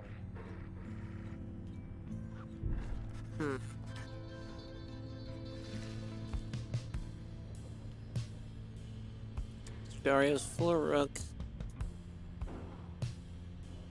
Don't step on it. Where's the headwind thing? I forget what headwind's thing is in here. Oh, right, the cooking tin, because he loves to cook.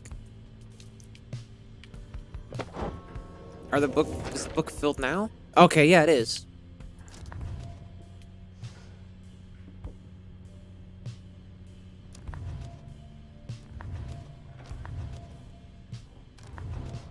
See if they add anything else to the end. Probably not, right? I remember reading that. I read that. Yeah, that's the end of it. Okay.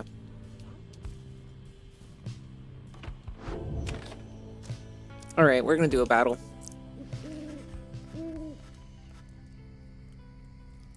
Nunkaragashe. Satam ras. Cognare munca.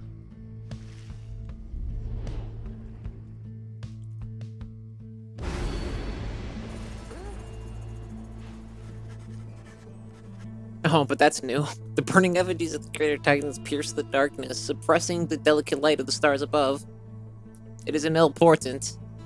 Of that you are most certain. All at once the titan stars have revealed themselves unto you. Including this one, which I don't even think comes up until the very end of the game. So I have to pick at least, what, one? At least 3! Your adversaries shall have stamina. Start of the pyre, your pyre shall have negative 30. Your adversary's pyre shall recover up to 5 each time they douse your pyre. Your adversaries each shall have plus 8 hope, making them return sooner after banishment. The start of the raid, your adversary's pyre shall gain 30. I feel like they're already doing that anyway. Call upon your adversaries shall never be banished. They're plunging into your pyre. Your adversaries each shall deal an additional 5 to your pyre. I'll do that one. Probably. Your adversaries shall each have 8 presence, raising the size of their auras. Maybe. After your adversaries grasp the orb, their auras shall slowly shrink rather than vanish.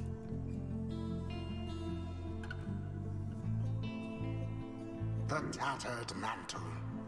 Your adversaries shall be more cunning and much quicker to react. Your adversaries shall have more quickness. Your adversaries shall all return for banishment when all are banished. I'll do that one, because I already feel like it is. Cool. Let's get slaughtered by the first right in the campaign real quick, why don't we? Who even is your first opponent? I don't remember. Is it Cop? The stars align at last. Is it the Cop or is it Talbert? You reach the ridge of goal at the appointed time, and your triumvirate is ready. Your adversaries in the rites this eve shall be. Yeah, it's Talbert, right? The accusers. Oh no, it is Lendl. Whosever That makes sense. fire yet burns once the other is extinguished shall step closer to freedom.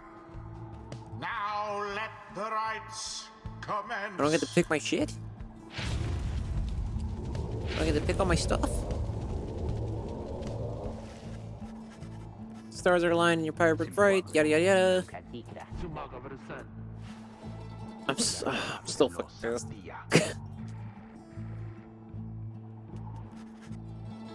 Die ganze Schnall. Now room.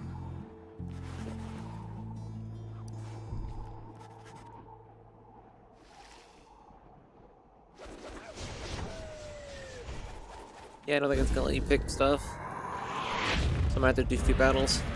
Begin. Lendl banished. Close. Nope, get out of there. Yes! Have the accusers underestimated you? If they didn't think Rookie kicks ass, then yes. Head when banish 7 adversaries. How in the fuck would you even begin to do such a thing? It's crazy. Walks out of the way like a fucking badass. Whoop! Hey, how you doing, babe? How you doing, little mama? Let me aura in your ear. Pathetic. Come on. I just did the Sonic Adventure 2 fucking, like, analog stick click to try to make that happen less. Oh, well, alright. Bye-bye. No! Get out! Alright, well, that was gonna happen one way or another, I guess. Bye-bye. Bye-bye! That was magnificent. I wonder if I can actually win this.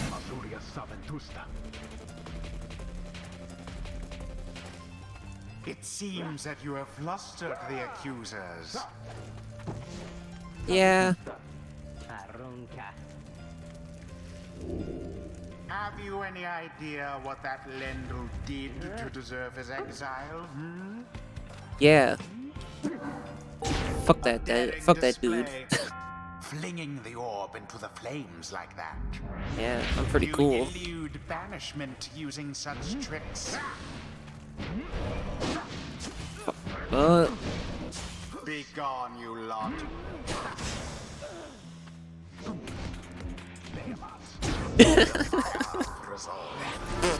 Hell yeah. I forgot he also has a pretty good beam. It's not as good as Jody's, but it's pretty good.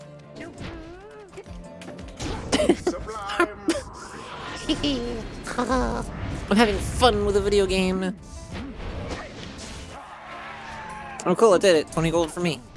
Yeah, see, that shit isn't an option at the beginning of the game. Too bad. Yeah? How about this shit? Oh, was that half your team? Was that over half your team dying? Oh, sorry, buddy. Is that you being distracted like a fucking idiot? Sure seems like it. An unimpressive thrust, but true. Fuck you. Made it in. Eat my cock. Don't you dare. That's the wrong fuck. The fuck has been unfucked. Get out of there. Do some beams. Oh fuck! I read that. Chaos. Yeah, this is pretty much just war. A shameful. What the hell? Alright, well. I'm sorry. I thought this was hard mode. The orb is up. Up my ass.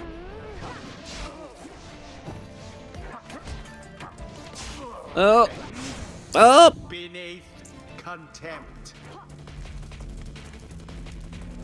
Must pick cool shit.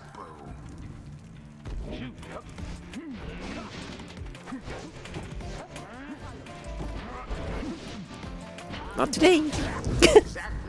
Not today, bitch. Your victories at hand.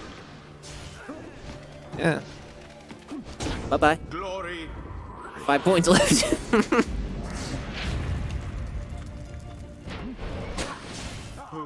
Awesome.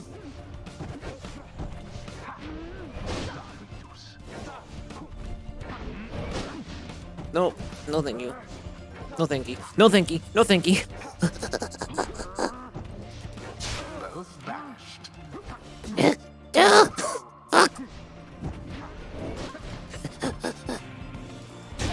And it is done. You have prevailed. Rejoice then in your single fleeting victory. Yeah, the only one. Guron Salashe. My phone is telling me to go to bed. I say, No. I'm playing PYRE. No. In the wisdom of the scribes. I'm playing PYRE will probably be for Exiled Jodariel maybe not the last time in my life, but like enlightenment. most likely the Only last time on stream. enlightened can regain their freedom. What to pick for her? After using her rush, lunge forward.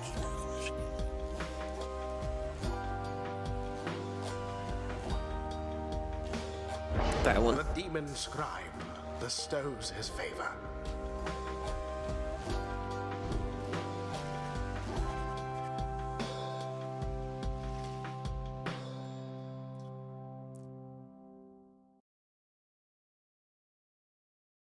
Like I said, I just didn't know how the game was gonna work, so I thought Lesson, or whatever the fuck his name is fucking, like, just kind of an NPC, you know?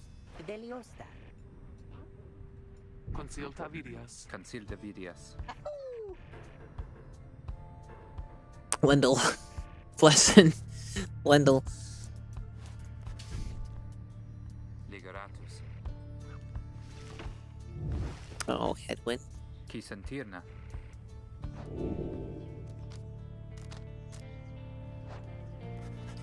Subterras. Cool. So that's probably gonna be Barker. That might be the only option.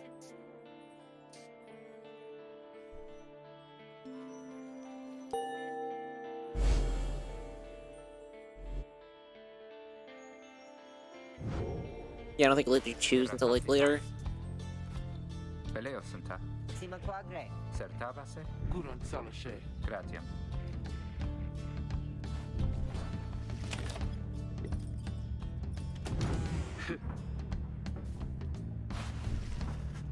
Hey, Dario, what's happening? Era Tamero. Are you afraid of me?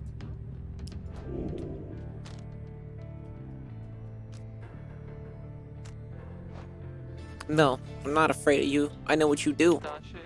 La tempra varen.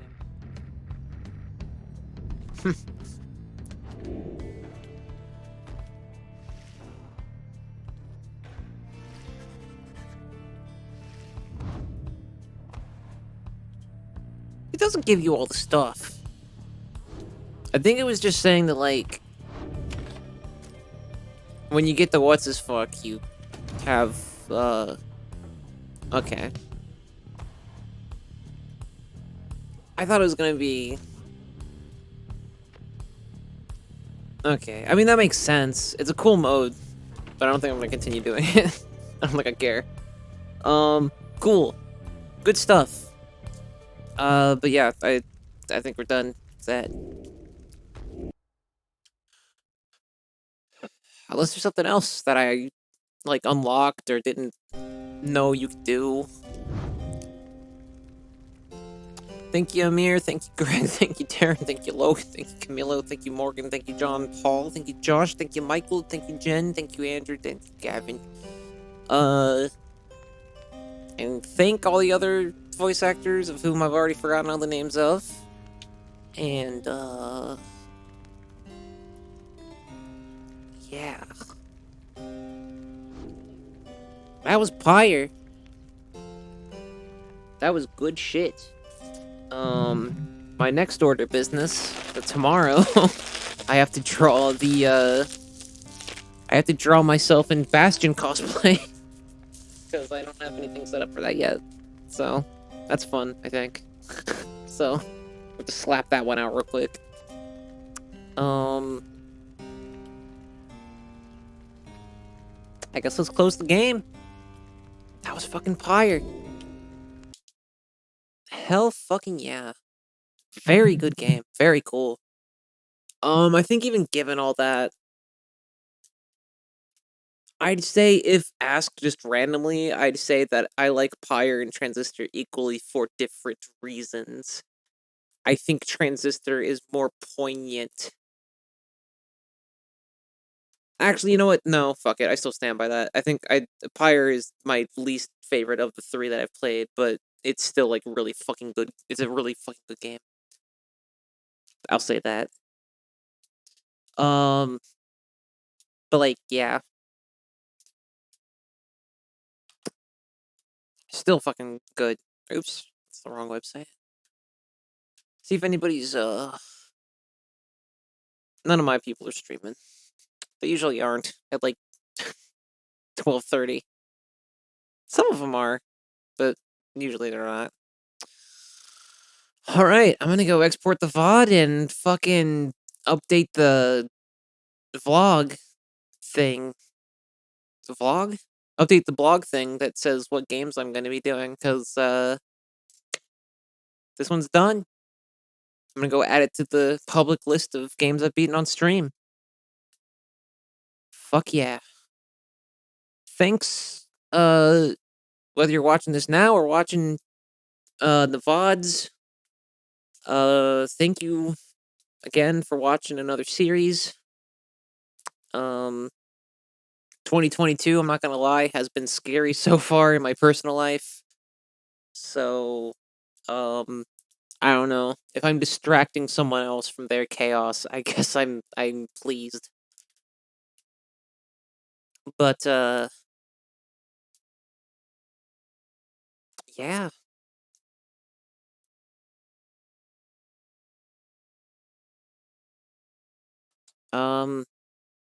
I don't really have much else to say. Next up is Bastion.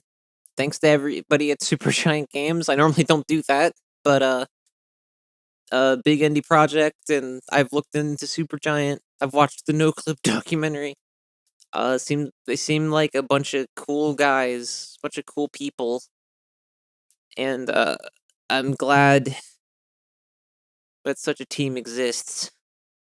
No such luck in such an environment as the one that I was raised in. You know, I was born in the 90s. Wasn't really room for a game company like Supergiant, I don't think. There wouldn't have been a real way for them to budget out and publish what they had, I don't think. There might have been, but like it definitely wouldn't have reached the renown that it did in the climate of Bastion.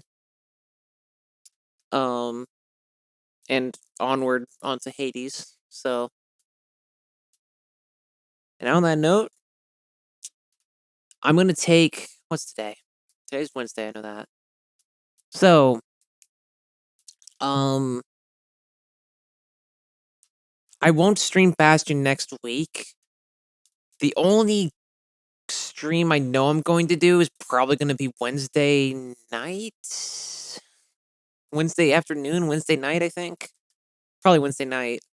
I'm going to do a writing stream with this AI that gives you a writing prompt based on topics you insert. So I'm going to put in goofy topics and, yeah. Put that into a screenplay and then start writing the screenplay on stream. And, the goal is to try to continue it later in, like, future streams and just to make it as silly as fuck. So we'll see what transpires. When that happens. Other than that, I don't know. I probably won't stream anymore next week other than that, which will be on March 2nd at night. I don't know when. Probably around like 9 or 10. I don't fucking know. EST. And then depending on how I'm feeling on the week of the 6th, the week after that, I might just start going in straight into Bastion. But honestly, I'll probably take another week off because these big series, like, I think they take more out of me than I realize until like I don't have to do them for a while. And then I'm like, oh, fuck, that's like a big commitment to playing a game. On the other hand, I'm not sure. I'm thinking about changing up my stream schedule format anyway to like maybe starting at 10 p.m. Eastern time and then only streaming for like 2.5 hours a piece, but streaming on more days. So like instead of streaming once or twice a week, I'll stream like 3 times a week, but it'll only be for like 2 hours maybe. So then I can just. The reason I want to do this, the main reason it's been kicking me in the ass of my brain recently, is because a lot of the shit that I fucked up in PYRE, I feel like could have been avoided if I were just normally playing a game and like consistently getting better at it. But like, I was playing like a week. I play it for like a few hours and then I'd wait a week and then I'd play it again for like a few hours and then wait a week. And it's hard to like get into the flow of a game at that pace. So I might start doing that and do a new stream schedule to where like I guess like Mondays, Tuesdays, and Wednesday nights I just stream later and like not as long as I usually do, but for the good cause of like I can consistently play the game and get better at it. Because before I was streaming shit, if I was just playing a game on my own, like I don't take a week off in between to play it. I go, fuck, I want to play this game. Fuck, I want to play Persona 5. Let's play it as much as I want within fucking responsible reason. But with Twitch, I'm like, oh, let's stream it once a week because it's better for content, and it's not. So I don't know how to organize that out yet. We'll figure something out, I guess. Anyway, that's it for me. Thanks again for watching. Bye bye. Bye bye.